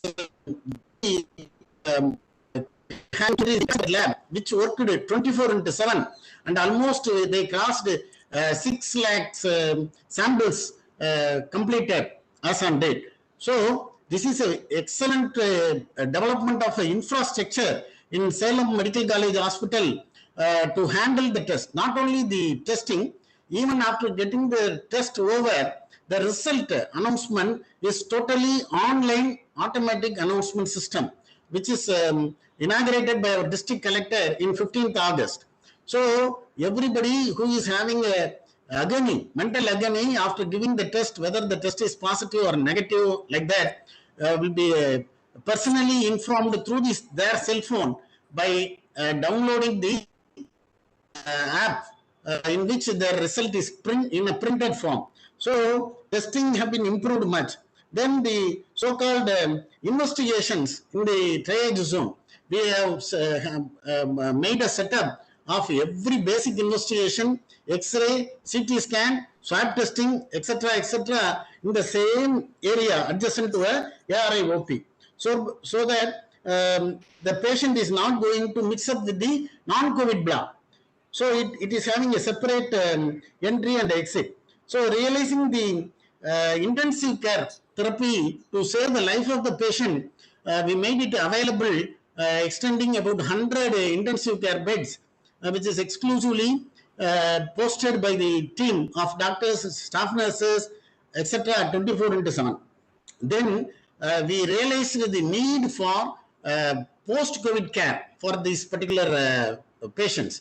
So we made an arrangement of post-COVID care center in Salem with a multidisciplinary approach by chest physiotherapist, psychiatric counseling, general medicine, central physician, diet and exercise advice, and chest physiotherapy.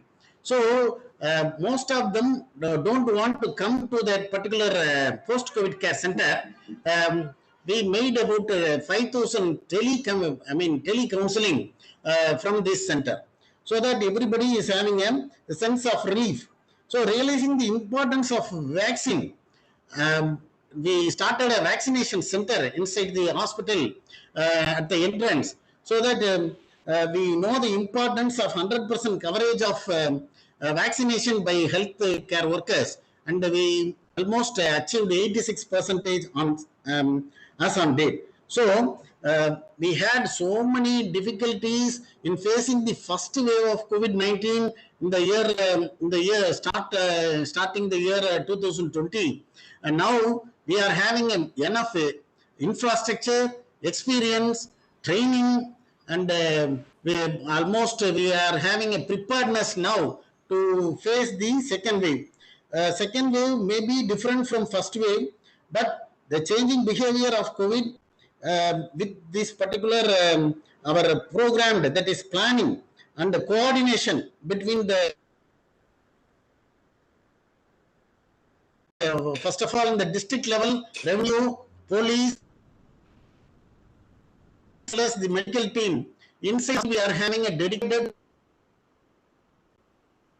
fully consisting of doctor, staff nurse, healthcare worker, lab technician, and emergency care technician, etc., which team spread should get very good courage to face this particular forthcoming second wave also.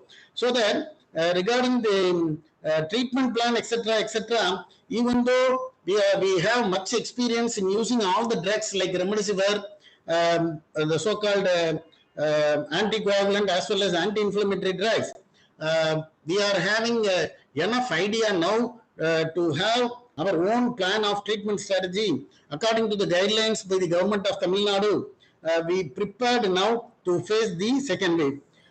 So not only attending the patient physical condition, but also attending them the so-called psychological counseling, as well as the so-called comorbid complications like diabetic control, hypertension control, etc., will make them to have a good quality of life in future, madam. So by the simply we are having so many difficult tasks, but the task can be made achievement by our hard work and sincerity and dedication, madam. Thank you, madam. Thank you very much, sir. Thanks a lot, Dr. Balaji Nathan. Srividya, are you in? Srividya? Yes, yes, ma'am. I am, ma'am. Yes, yes. Friends, we have another star speaker for this afternoon.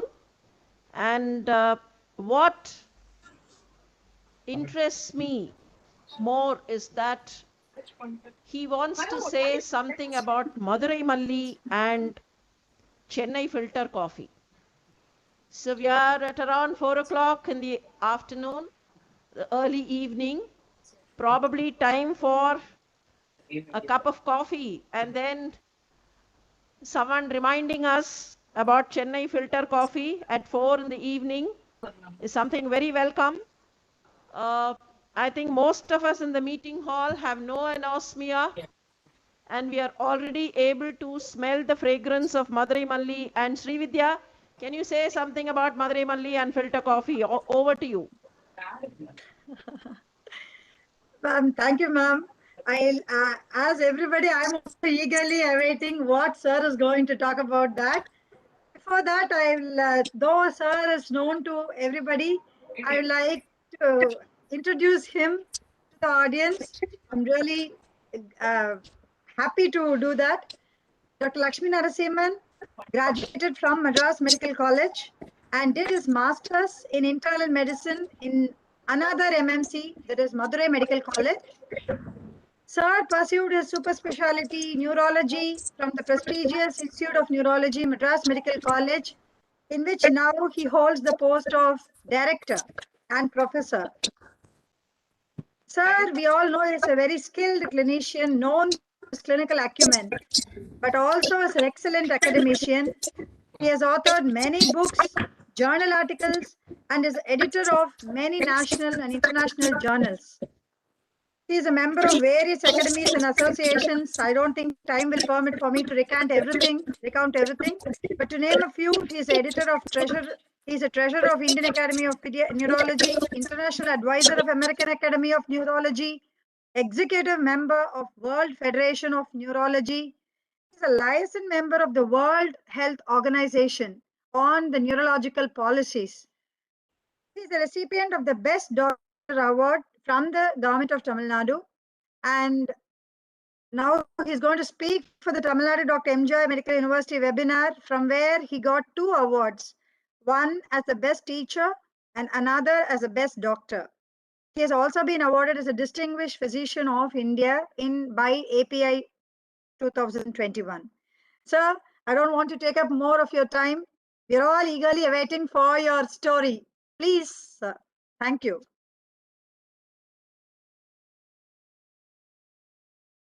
Sir, cinema போட போறீங்களா?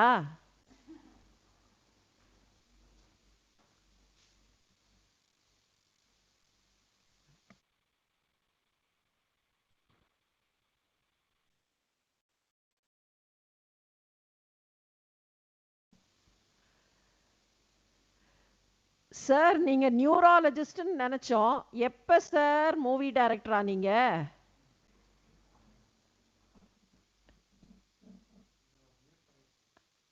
Sir, you have muted yourself. Ellen, sir, unmute பண்ணுங்க. Madam, the beauty of this, in the early days of COVID, we had a female who 2 days history of fatigue noticed that she could not appreciate smell of her favorite Chennai filter coffee. And then we had another patient, similar patient, who is a florist, It came to me that she's not able to smell the jasmine flowers, which she was packing for the flowers in the morning. She sells every day. The interesting thing was this, she said that this Madura Malli has been there with me for so many years since, but I'm not able to smell it. I'm really surprised. These two patients came to our hospital in the early parts of the epidemic. The Madura Malli, the interesting part of this Madura Malli is, I was surprised that when Hindu launched its edition with a private plane, the flight was coming back empty.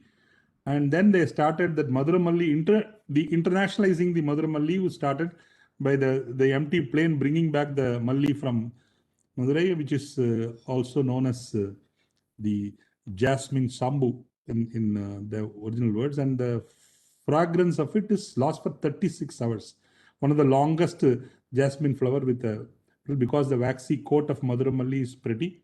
So I'm just touching you on the physiology of olfaction, which has really induced a lot of interest in the neurologist of why this anosmia or hyposmia in COVID. I don't want to give you an overdose of COVID. I want to take you the oldest sensing mechanisms of smell, and it's a complex function in lower animals. You know the pheromones where the animals, the smell of animals induce for mating. Most important thing, it is very essential for mammalian pups to have smell because the odor of teats and they are guided towards the teats only by smell. If they don't have a smell, unless you guide them to the teats, they will not survive. So that's so essential is smell, and it is closely related to emotions and limbic structures. Humans are microsomatic, whereas in olfactory sensation, whereas animals are macrosomatic. And one of the most characteristic features of olfaction is a phenomenon of olfactory fatigue or olfactory adaptation. The little bit of anatomy on this, olfactory receptor cells are bipolar cells, which directly sense the smell and impulses carried through olfactory nerve. The olfactory receptor cells are subjected to rapid turnover and replaced over a few weeks because the progenitor cells are situated at the base. Even 2004, the physiology, Nobel Prize for Physiology was given to Axel and Buck on the odorants. We are capable of distinguishing more than 1 lakh odors. These cells are present in the superior part of each nostril, around 2.4 centimeters. In the olfactory epithelium has the following cells called substentacular cells, supportive function, progenitor cells in the Bowman's capsule. You can see this. These are the olfactory receptor cell and the substantial cell, and this small area of 2.5 does so much of wonders. And what does this sustentacular cells do is they protect the olfactory neurons by detoxifying the volatile chemicals by expressing the cytochrome 450. Not only that, once you perceive the odor, the odorant binding protein odor complexes, and after the initiation of the signal transaction is done, this removes that. The third thing is the supply of the olfactory receptors, cilia, where the olfactory receptors are located with the energy. That's also done. So as much as 100 primary sensations of smell have been described, one volatile substances can elicit olfactory responses. The substance needs to have some degree of lipid and water solubility. You know, most of us sniff whenever a good smell comes, which is a semi-reflexive phenomenon where the new odor attracts attention. And this is the olfactory pathway. Most important thing which I want to stress is the connection of this olfaction and to the limbic system. So the olfactory tract divides into medial and lateral stria. I'll just show you this. You see from the receptor, the neurons, and goes into the olfactory bulb, which acts as the relayer. This doesn't go through the thalamus, as all other primary sensations. The relay bulb is the olfactory bulb, and then divides into median olfactory trachea, which crosses through the anterior commissure to the opposite bulb, and the rest of the lateral olfactory trachea go to the ipsilateral orbitofrontal cortex. One also goes to, part of it goes to the memory of the smell. You will be able to recall the memory of a particular fragrance of flower, fragrance of a place, fragrance of a incident or anything. You remember. So what happens is in the COVID, if you really look at the host cell, as soon as it enters the receptor mediated entry, and then the single stranded RNA released by the virus, and then this goes to the endoplasmic reticulum, and the RNA-dependent RNA polymerase, which synthesizes the various protein particles of the virus as well as replicates the various RNAs, and then they are assembled to produce the virus. Why you should know that each of the and then the virus gets released. So if you see that azithromycin acts at the transcription level, the remdesivir, the so-called savior drug, acts at the transcription level and replication level, and lopinavir and ritonavir acts at the protein assembly, and the ivermectin acts at the nucleus.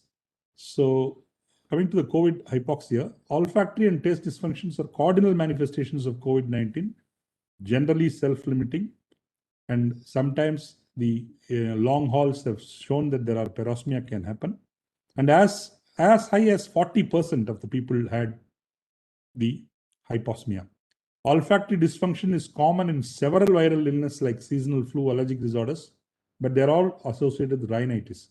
Here, the olfactory dysfunction is the absence of any features of rhinitis, very, very important. And the smell and taste, the almost parallel, starting from around day 3 and improves around days 15 to 16. You look at this, it's quite an interesting thing that you see that the the orange one is when the olfactory receptor neuron, they don't have the ACE2 receptors, which is the entry point. The ACE receptor 2 are situated in this Ajanta green colored sustantula cell, and you can see that's where the virus enters. And then you can see the same receptors are situated at the bottom, the stem cells or the progenitor cells, and they also have it. And that is why sometimes it gets prolonged, because the progenitor cells also get infected. So the various mechanisms by which you see, this is the normal olfaction where from the mucus, the receptors, they go to the receptor and then crosses the cribriform plate and goes to the mitral cell and the glomeruli. And here, even though the fifth one, I come to this, the one where the sustentacular cells gets involved, and then that is the area by which, even though all the other hypotheses, they did not sustain. What sustained is the sustentacular cell hypothesis, this where the support cells get infected, and that is why the olfactory, the anosmia gets resolved. The neurotropism of COVID-19 has been reported but hasn't been established clearly. Olfactory mucosal involvement is believed to represent a mode of transport of viral particles in the CNS, though autopsy studies have shown evidence of viral particles in the olfactory mucosa, cribriform plate, olfactory bulb, and there are several mechanisms. How does it enter the CNS? You can see the retrograde transport through the olfactory nerve into the nervous system, or retrograde transport through the nervus terminalis, which is present in the rudimentary creatures, in the transcribral entry into the subarachnoid space directly, and also through the microvasculature. And the routes of CNS entry, as you see this, eyes, mouth, and nose, all through the ciliary nerve, sensitive nerves, olfactory mucosa, retrograde axonal, or transcribral, or CSF, direct CSF, or endothelial infiltration. Goes to the brainstem, produce respiratory failure, and the CNS producing frontal lobe, producing agitation and confusion. In the spinal cord, and producing again adds to the phrenic and motor nerve damage.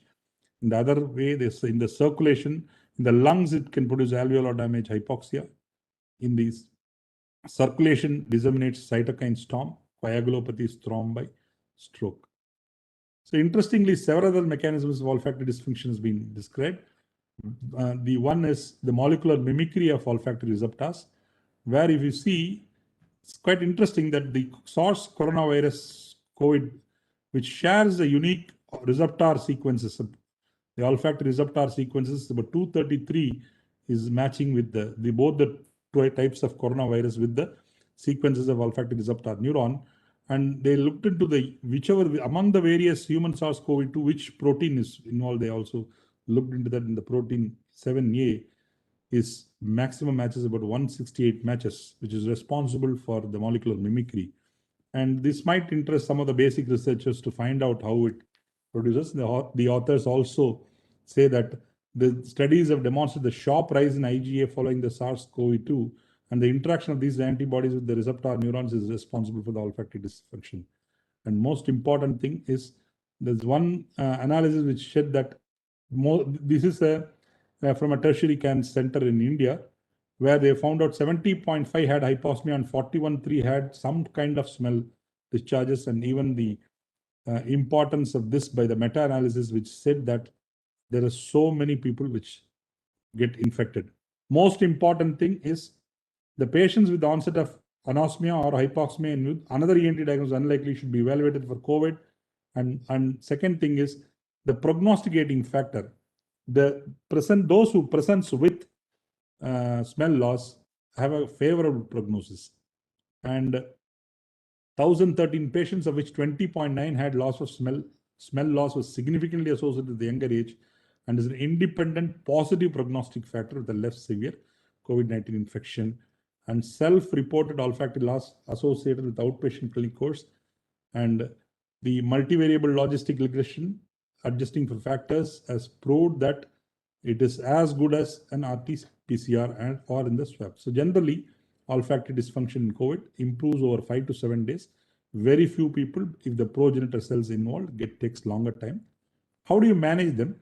The management is safety counseling, because you must know that they will not be able to perceive the gas leak and other things. Second important risk which you should also tell them is when the food goes, the spoiled food they will not be able to recognize, and that can carry the risk. And the deliberate sniffing of rose, lemon, clove, and eucalyptus are treatment modalities. And trials and meta-analysis have developed the role of olfactory training and other medications like intranasal vitamin A, zinc corticosteroids, rasagiline, intranasal insulin, minocycline, and all these are all various treatment modalities for hyposmia. And local budesonide therapy in the management of persistent hypoxemia in the long hauls is also, as I told you, few people also developed parosmia, where perverted, unpleasant manifestations also is happening, which we are finding in the follow-up. And our experience, about 2,300 patients, 542 olfactory and 811 were with ageusia. Majority of them had no severe manifestations and symptoms resolved in a few weeks. And these are the total. We had till now about 685 neurological cases. 2317 have neurological manifestations, and the difference are seizure, intracranial bleed, venous strokes, ischemic strokes, olfactory, taste, encephalopathy, headache, and so on. For want of time, I'm not, even though my allotted time is about 50 minutes, I could cut short with this couple of case vignettes. 39-year-old male with no known comorbidities presented to the hospital. Examination, patient was cyanosis with the SpO2 of 71. Even before the triage team could respond, patient collapsed and had a arrest and resuscitated. His nasal swab RT-PCR was positive. What is this happy hypoxia? One of the aspects of COVID-19 pneumonia is that in spite of the disease complications with extremely low blood oxygenation, there is no sensation of dyspnea, a phenomenon termed as happy hypoxemia. In the Wuhan cohort of patients, only 19 had complaints of shortness of breath. 62% of them had severe disease, and most of them ended with intubated, but never presented with dyspnea. What is dyspnea? Dyspnea is a distressing symptom where the patient has uncomfortable awareness of one's own breathing, which is not same as a tachypnea. The patients, all these patients were tachycardic, had tachypnea and respiratory alcohol, suggesting that the response to hypoxic milieu is there. The body is responding, but they were not aware. So the awareness component was lost. So the happy hypoxia observed in COVID is believed to be due to the dysregulation of the neural circuitry concerned with breathing. It has a poor prognosis and delays hospitalization. And that's exactly why we asked them to monitor with the pulse oximetry. The primary neurons governing the respiration or pacemaker cells in the pre-Botzinger complex, pre-Bots, the medulla, dorsal DRG and VRG groups of the respiratory neurons, the rhythmic discharges of the pre-Bots modified by the pneumotaxic center, which is responsible for the response to the hypoxia, plays a role in switching between inspiration and expiration is done by this. And the important nucleus is called colliker fused nucleus, which is a parabrachial nucleus where they have demonstrated the viral particles, receives visual afferents from the visceral afferents from the brainstem, and project it to the higher cortical centers. This is what is called breathing interoception is by this pathway, which is called otherwise called the awareness of the breathing or the dyspnea. So the happy hypoxia is due to involvement of the collicular fused nucleus and disconnections with the. This is the what is being presently. You see this loop is intact. The loop which the carotid body, lung, receptors, glossopharyngeal, nucleus, tractus, solitarius, and to the centers is intact. But only thing is from here to the cortex, the awareness of this is what is getting affected in the COVID. So the normal responses for an hypoxemia is controlled by the respiratory motor neurons, and then they continue, they give the delay. All these things are happen. Only thing, the awareness is not there. So in spite of severe hypoxia, patient is unaware of it. Periodic monitoring of SpO2 is essential. Pre-Bodzinger complex, collicular fused nucleus, and the parabrachial neurons and their central connections are the likely substrates. The last vignette, 47-year-old male known as hypertension chronic smoker, has myalgia a week ago and resolved. Patient, while getting up in the morning, noticed left hemiparesis with aphasia. CT brain showed evidence of right frontoparietal and left parietal cerebellar infarctions, multiple infarcts. CRP was elevated, inflammatory markers were elevated. CT chest showed hypoxic COVID pneumonia. Interestingly, if you look at the incidence of stroke in COVID-19 is about 5%, the median age of 71.6. And our experience is this, the ischemic stroke, hemorrhagic stroke, subarachnoid hemorrhage, and CVT is this. We're able to perform interventions thanks to my dear colleague, Dr. Professor Thiruvallur, who was the neurosurgery youngsters were brave enough to take up surgical interventions also. Observational studies report 2 distinct cohorts of COVID stroke patients. One group presents with the hospital with features of acute stroke and incidentally diagnosed to have COVID by swab. The second group includes patients who are symptomatic for COVID and develops a stroke.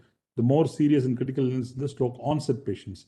And what are all the possibilities? Can be a large artery occlusion, can be cardioembolic, and the small artery occlusions all.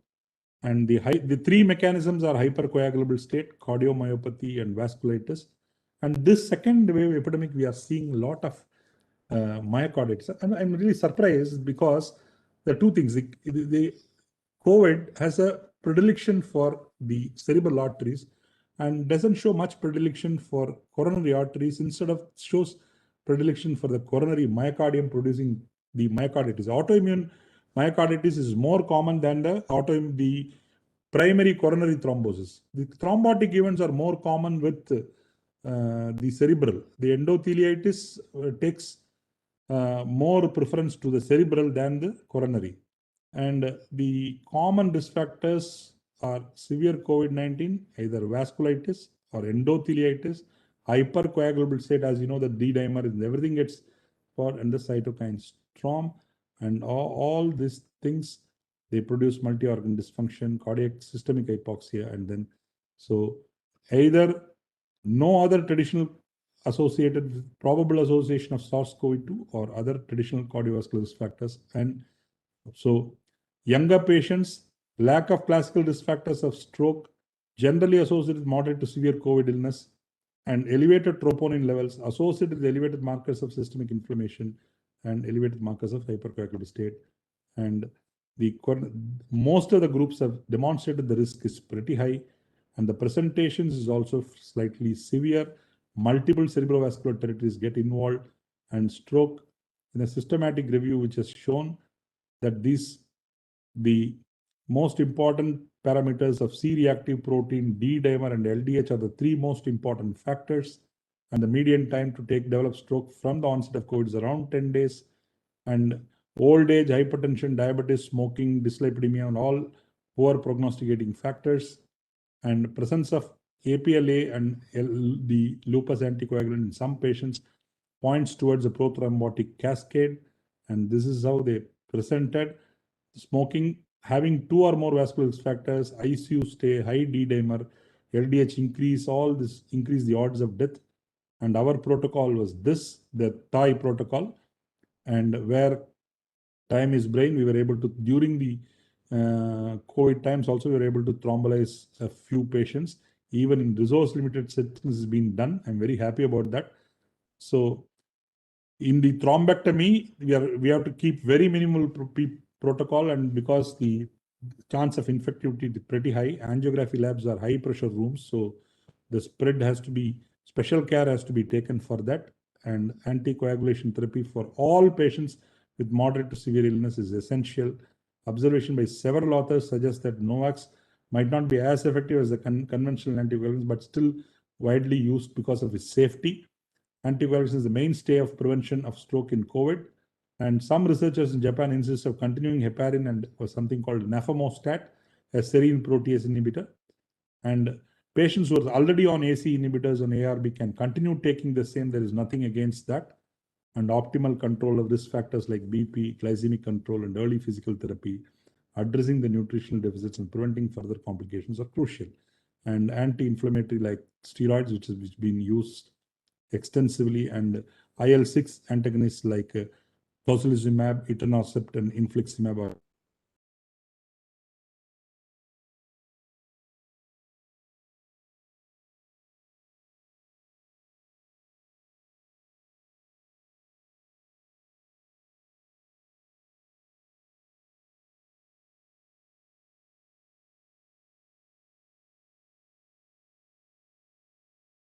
and their difficulty in shifting for investigations, the queue, all issues with interdisciplinary coordinations are difficult. And your attention, want of time, stopping here. Thank you. Thank you so much, madam. Thank you so much for the opportunity. Thank you, sir. Thank you, sir. May I request Dr. Thiruvallavan? Yes, madam. Sir, much has been told about the predilection of the virus in attacking the cerebral vessels. And what is your experience in that, and what would you want to say, sir? Thank you, madam. Thank you. Thank you, Dr. Lakshman. That is a masterclass from the real master. So, as part of the COVID task force, myself and Dr. Lakshmi Narasimhan had a tough time during the last year COVID situation, and we had enough cases, even trauma as well as the non-trauma cases from the cerebral infarcts, massive infarcts that need to be decompressed. That we did. As he said, the vasculitis and the other things that produces ischemic stroke are being referred to us with the COVID positivity, and we operated also those cases. That was excellent. And one more thing I want to add is regarding the government of Tamil Nadu. Actually, the necessity is the mother of invention. We had disaster management as such in a very good form, right from the days of tsunami at Patnam District Hospital, and till today. We are able to manage because of our experience, not only from the senior people, but also from the administration. We were able to handle it very nicely. Thank you, madam. Thank you for the opportunity. Thank you, sir. I find Dr. Arvind from Tanuvas in the meeting hall. Dr. Arvind, the question is to you, as well as if someone else like Dr. Surendran or Dr. Adigesan from Tirunelveli could take this question. We heard Professor Lakshmi Narasimhan say that the predilection was towards the cerebral vessels and not the coronary vessels, though the myocardium is involved. It is, when it comes to the vessels, it is more of the cerebral vessels which have been involved. Is there any kind of parallel in any of these surrogate coronary viruses, coronaviruses? Do you find anything of that kind in the viruses of the same family, or anything that you can tell us from the veterinary experience? Dr. Arvind. Can I make a comment? Can I make a comment, madam? Yes. Yes, sir. Yes, sir. Please, sir. Actually, the director of radiology, Professor Ravi, was seeing more number of cardiac vessel involvement during this second wave, and he used to see the left ventricle as such is ballooned out like a peak. Parrot beak. The ventricle itself is beaking. That is myocarditis. So Myocarditis. That induces myocarditis. That is more seen during this second wave, second mutant virus. Okay.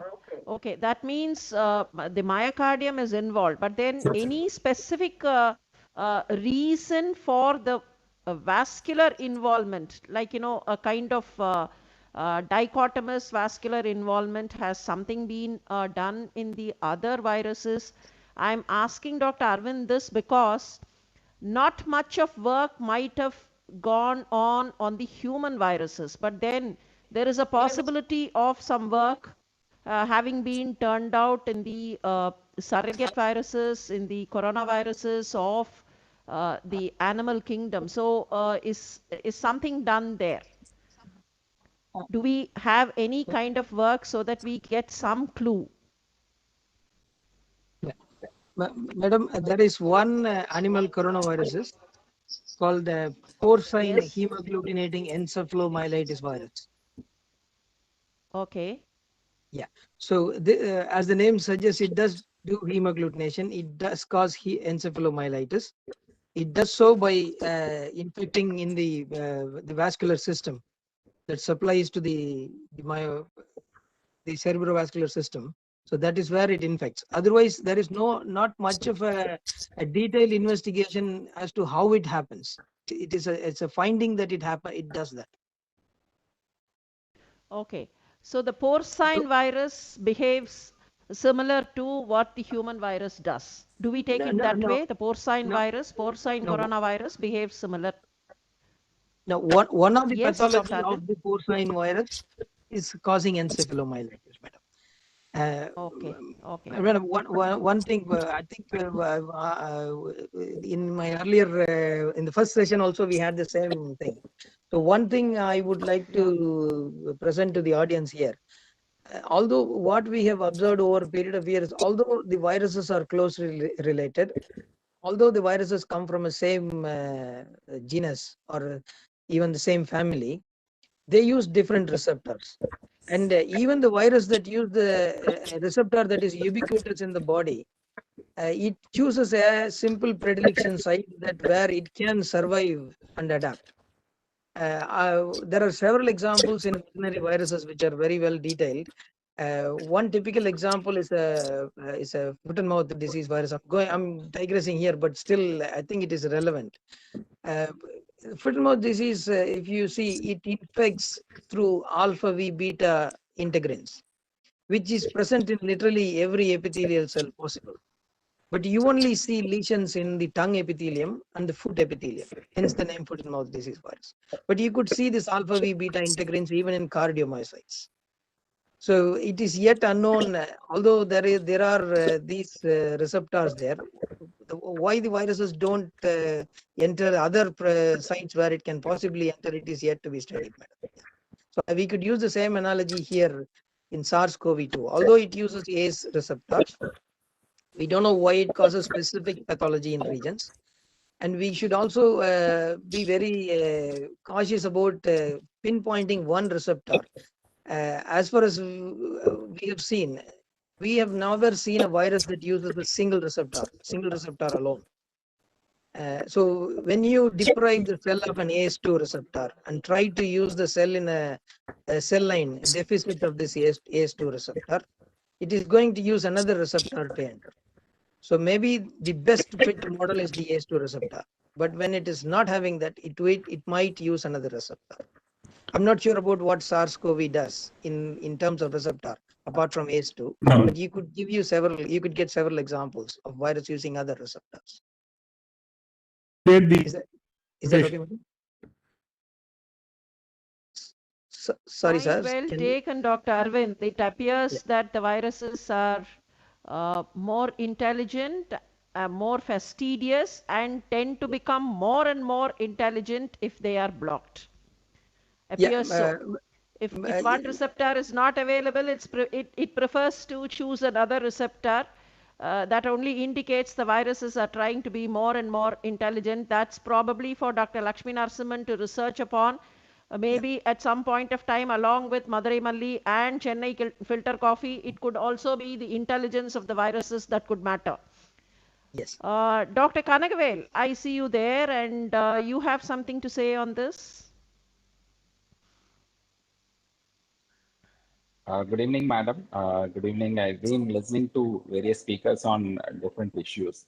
In fact, regarding the vaccine and the mutations, the viruses which have been undergone, I'll be happy to listen from the experts here. See, a mutation happens only when there is a challenge to the virus.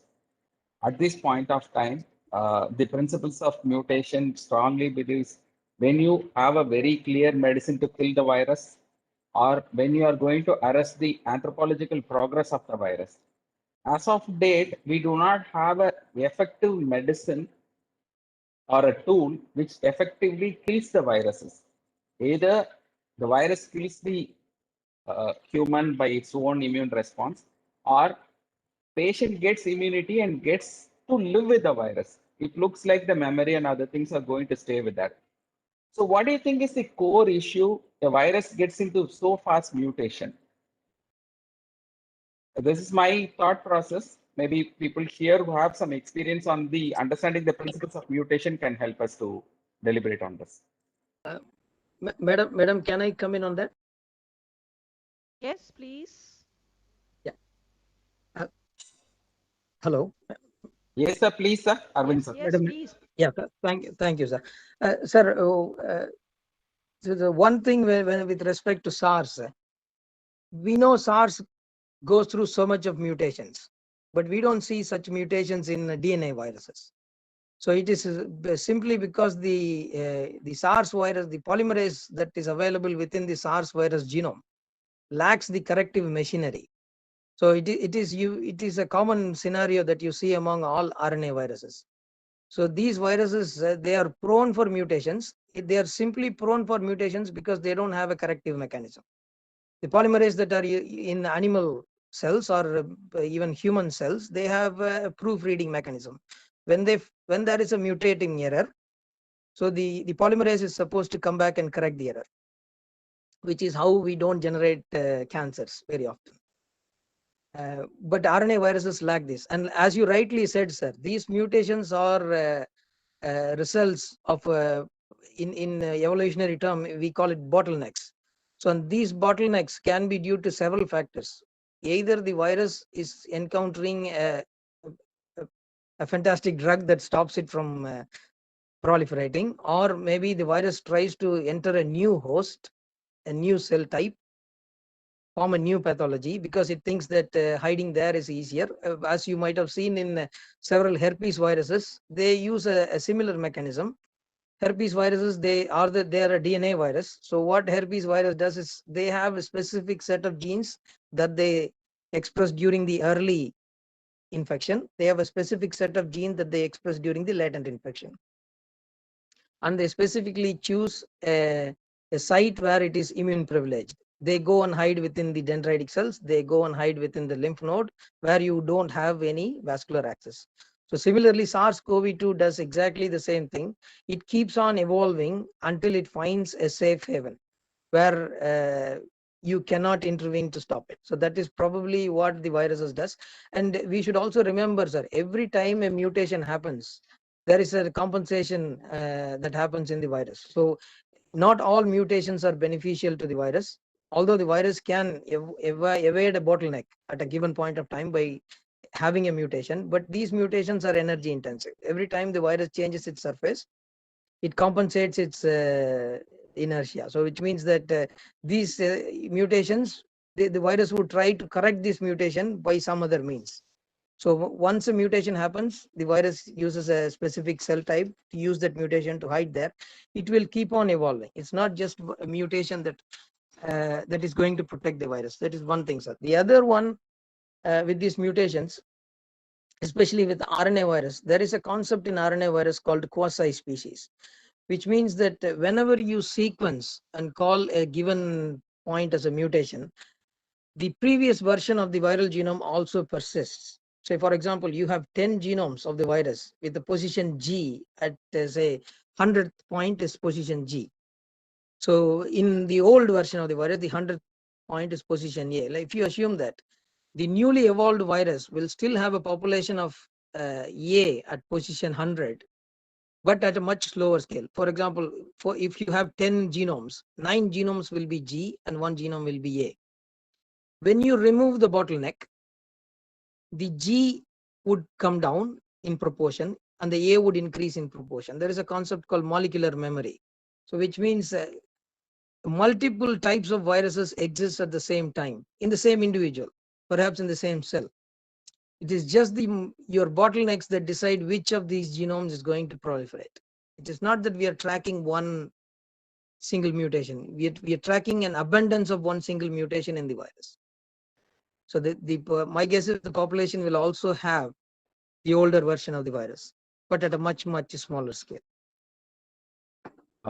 Truly speaking, sir, do understanding of what you're trying to tell. But one heartening thing is the virus is losing the ability to kill humans with the intensity which came in the February or March of last year. That is to be taken as, are we winning the virus, sir? Sir, it is in the interest of the virus not to kill the host, sir, because it needs the host to survive.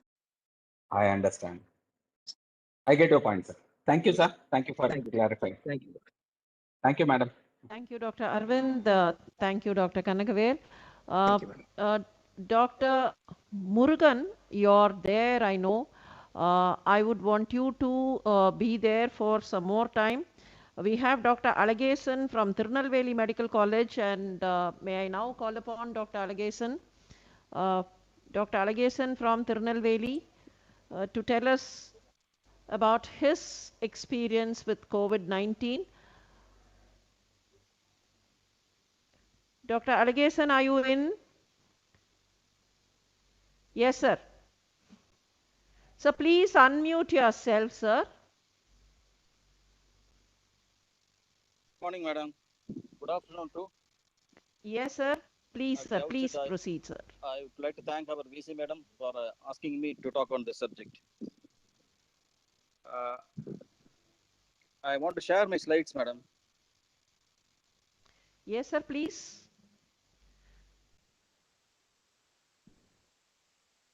You can, sir. You please go to Kumar. You can give them. Yeah, you're given the sharing facility, sir. You could go to screen share and you can share your slides.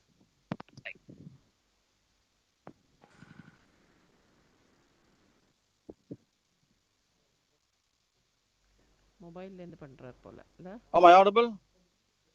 My slides are visible, madam? Yes, sir. You're audible, sir, but then your slides have not come. You're audible. Your screen is yet to come.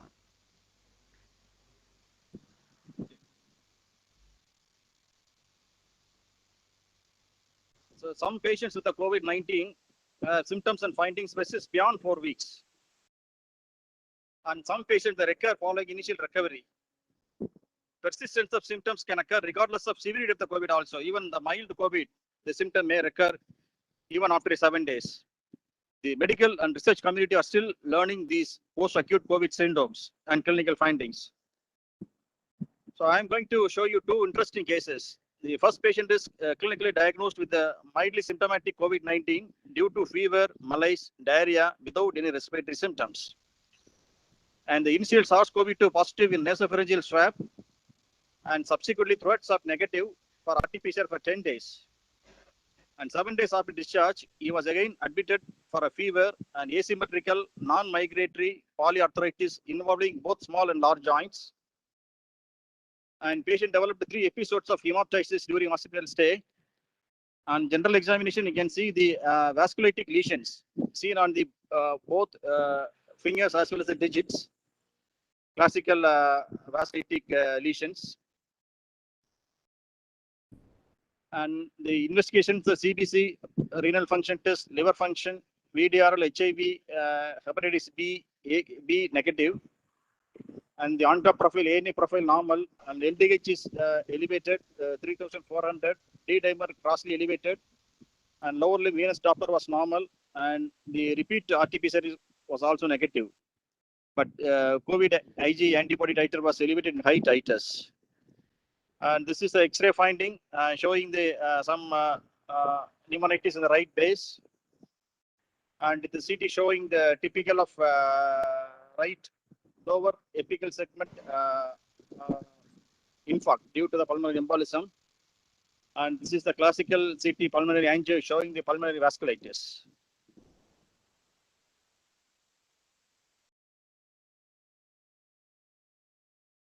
Pulmonary vessels. So the CT pulmonary angio shows the classical pulmonary vasculitic pattern as well as partial thrombus in the right lateral basal segmental arterial branch.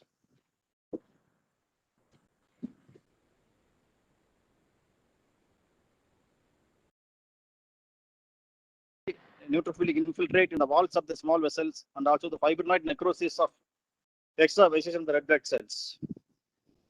So the learning point, the leukocytoclastic vasculitis is a small vessel disease. Vasculitis that could be associated with the COVID-19 infection can be associated with the pulmonary vasculitis also. Brief discussion about the acute post-COVID hemophagocytic lymphangioma syndrome. Second case, the 70-year-old female diagnosed with the COVID-19, moderately symptomatic, recovered with the usual line of management.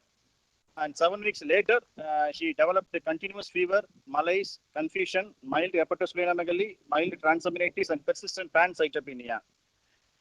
And intensive investigation failed to identify the cause of the fever, and the repeat RT-PCR were also negative. And then the bone marrow biopsy, which showed the HLH syndrome. And she was treated with the steroids and IVIG, and they improved well. And this is the bone marrow biopsy showing the hemophagocytosis. And thank you for the patience hearing. Thank you, sir. We thank you very much for that presentation. Only thing is we were not able to see your slides because I think you had not pressed the share button. Nevertheless, your presentation itself gave us a very, very vivid picture. Madam Dr. Nirmala, your comments on this, and Dr. Argesan has told us about 2 different cases, and any comments from you, ma'am, on this or anything with regard to COVID-19? Madam, good evening, madam. I am Dr. Nirmala. Madam, as of today, I was in ESI for the past 1 year, madam. That was a COVID assigned hospital. We had many tough times during the COVID period. That too, that I want to share my short experience in that. Because once the COVID was on in our hospital was assigned as a COVID hospitals for 3 districts, there was a panic in our hospital itself. The people were very much worried, and the doctors as well as the paramedics, I was not able to convince them to face the pandemic, madam. In spite of it, with many talks and many sessions of IEC activities and all other things, I was able to convince them, and I was made able to. And also regarding every arrangement, we had a very difficulty because resources was not adequate enough that time.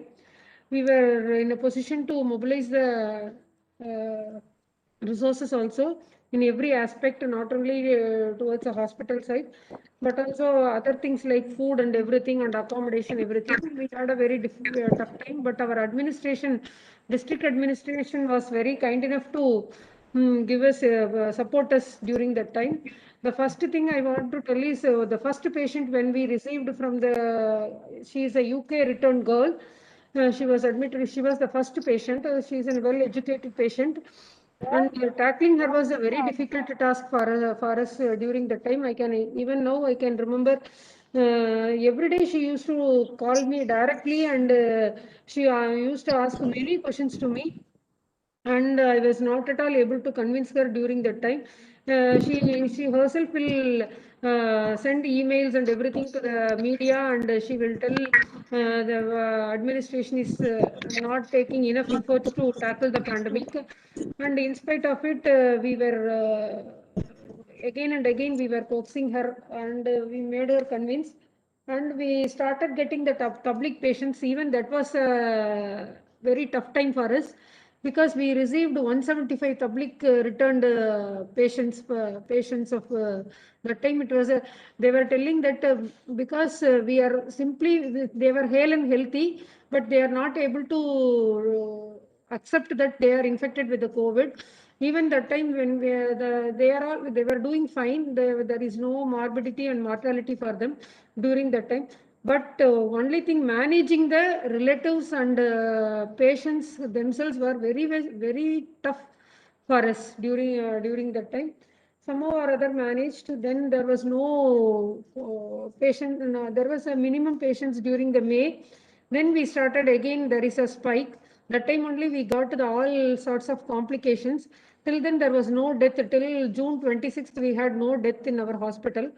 But after that we started getting bad patients, and we had various teams for that, and we were able to somehow, by the time we were convinced, and we were our doctors as well as paramedics mentally and physically prepared to face the pandemic, and we were supporting them in the administration side. We were supporting them, and we faced the thing, and we did well, I think so, madam, so far. There is lots I can tell, madam, but there is a short of time, and even I have to leave for the collectors meeting. I request you to permit me to go for the same, madam. Thank you, madam. Thank you, madam. Thank you, madam. Thank you for sparing your time with us, and thank you. Thank you. Dr. Thank you, Murugan. madam. Thank you, ma'am. Thank Dr. you, madam. Murugan, are you in? Dr. Murugan?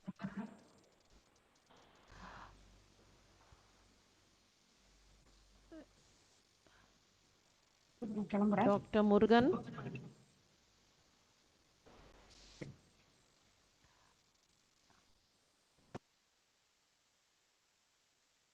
No, I think he is not there. Professor Ellen sir and Dr. Thiruvalluvan sir, there were two the different scenarios which were given to us by Dr. Argesan. So would any of you want to comment on the two different scenarios? Professor C.R. sir? C.R. sir, from your experience in the task force.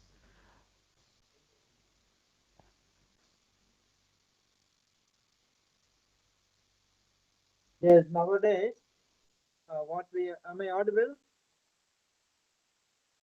Am I audible, madam? Yes, sir. Yes, sir. Yes, sir. You are, sir. You are, sir. Yeah, for the past 1 month or so, we are getting very atypical manifestations of COVID. In fact, non-respiratory presentations are on the rise. For one is, as already Dr. Ellen has told, not only the loss of taste or smell, but loss of appetite. One lady is just now lying down there, no appetite for the past 1 week, no other complaint, no other complaint. So when we did COVID, lungs were affected more than 25%, and the RT-PCR was positive. For one, acute kidney injury, we had 2 patients so far in the last 1 month. For 3, acute gastroenteritis-like picture. They may be blaming some vadai or some other issues for their complaints, but it is not so. The non-respiratory manifestations are on the rise. Maybe because the virus wants to survive somehow by becoming more and more intelligent, as our VC has already told.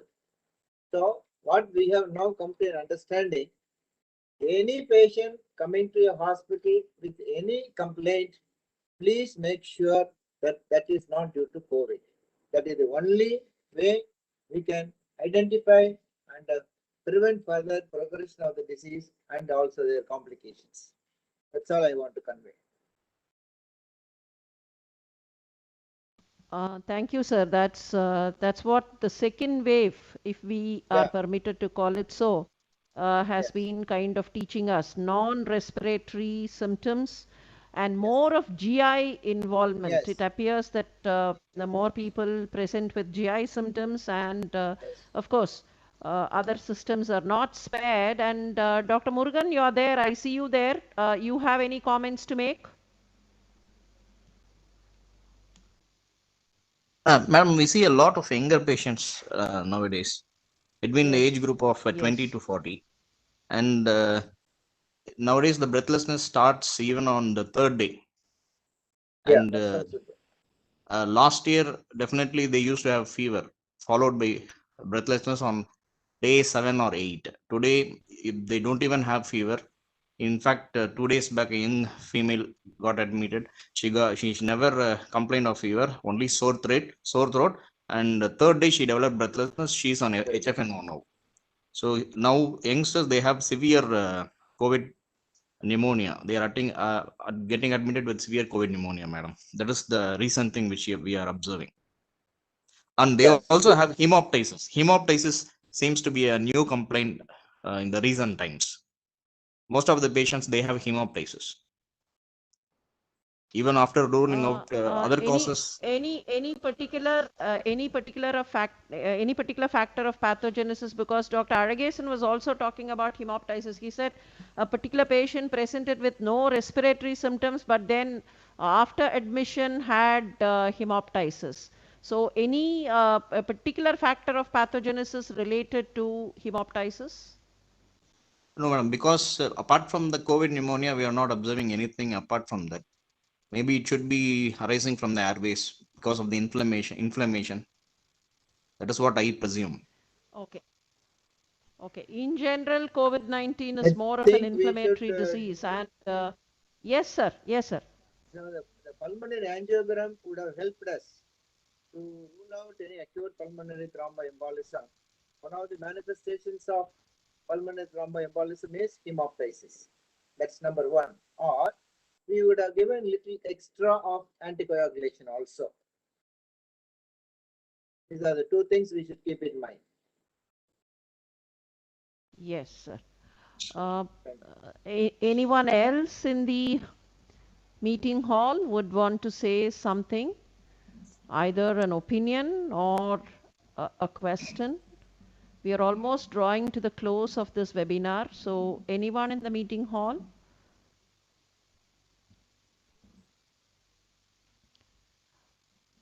CR sir, would you want to say something, sir, as a kind of, summarizing? What ultimately it appears is that COVID-19, I remember in the last webinar, it was Professor Ellen who proposed the start of a new specialty by the name COVIDology. Maybe SARS-CoV-2 is leading us to a stage where we are not very sure as to what would happen, and the protean manifestations of COVID-19 is staggering the entire humanity, entire mankind. But one singular lesson probably that everyone learns, not necessarily the medical world, the paramedical world, but then everyone learns, is that some kind of mutual help and teamwork. It is not sufficient that only one specialty works, or one group works, but then to combat and to probably overcome the effects of SARS-CoV-2, there needs to be a lot of teamwork from every one of us, and every way. And the other factor is more of IEC needs to be aggressively done. We've thought of antivirals, we've thought of different kinds of treatment, we've thought of different kinds of protocol, we've thought of vaccines. There had been multiple vaccine productions. All that apart, it still requires that basic awareness and basic IEC still needs to be done. So these are two important lessons that I see as we look at the resurgence of COVID-19, and I would request Professor CR for further comments on these. Yeah, all points are well taken, madam. There is no other alternative. But the problem is, as a frontline workers, as a treating doctors community to the COVID patients. We are not sort of educating the entire family, because this second wave, I see number of cases affecting an individual family is very high. One day, one fellow is affected. Within a day or two, we see the entire family is affected. So they are all in a very panic-stricken state.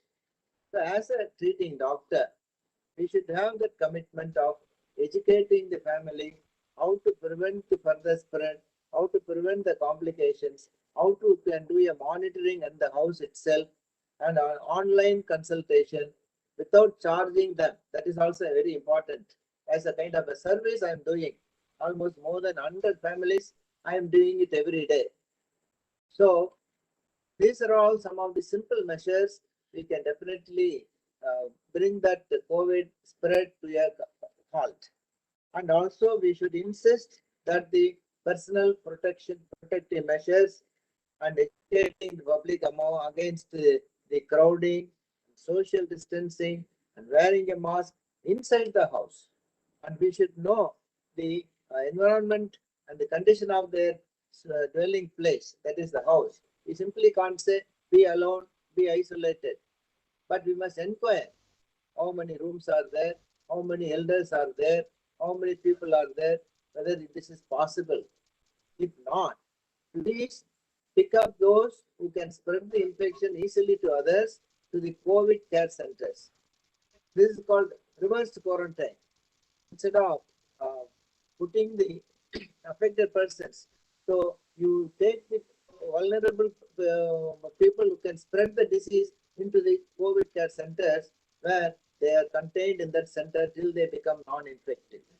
So this is very important as a commitment by the doctors community. Otherwise, encouraging them and against the vaccination is also important. Now, a lot of confusions are going on. Which vaccine I should take, the Covaxin or a Covishield, or I'm very much worried, I'm allergic to so many things. All these confusions are there amongst in the public. So as a treating doctors, we should have a clear-cut idea how to guide them properly, so that in the days to come, in a month or two, it is our duty to curtail the spread of the infection, and so that the society is kind of saved properly. Otherwise, all the measures are very well done. All the discussions were very useful to the entire listening group today. Thank you, madam. Thank you very much, sir. With that note of goodwill and blessing from a very senior person like Professor C.R., we thank everyone who participated in this webinar, and we bid farewell now. To remind you, we would meet again in the next edition of this series on the 30th of April. Do we have one Friday on 30th? Friday. 30th of April, we'll have a webinar. The speakers and the list of topics are yet to be finalized, and maybe we will have Dr. Vijay Chandar speaking to us. We are not very sure of his commitment as such, because there are examinations going on and the university is also involved in some other work. Nevertheless, we shall be communicating to you. We already have a WhatsApp group for this webinar series, and then those of you who would want to be included in that group, please inform either me or Dr. Pushkala, the controller of examinations in the university, or Dr. Sivasangita, the academic officer, so that your names could be included in the webinar series group, or you can just inform the VC's office at the university at your leisure, so that all of us would become one team in the process of learning. Thank you very much, and we shall meet again on the 30th. Thank you.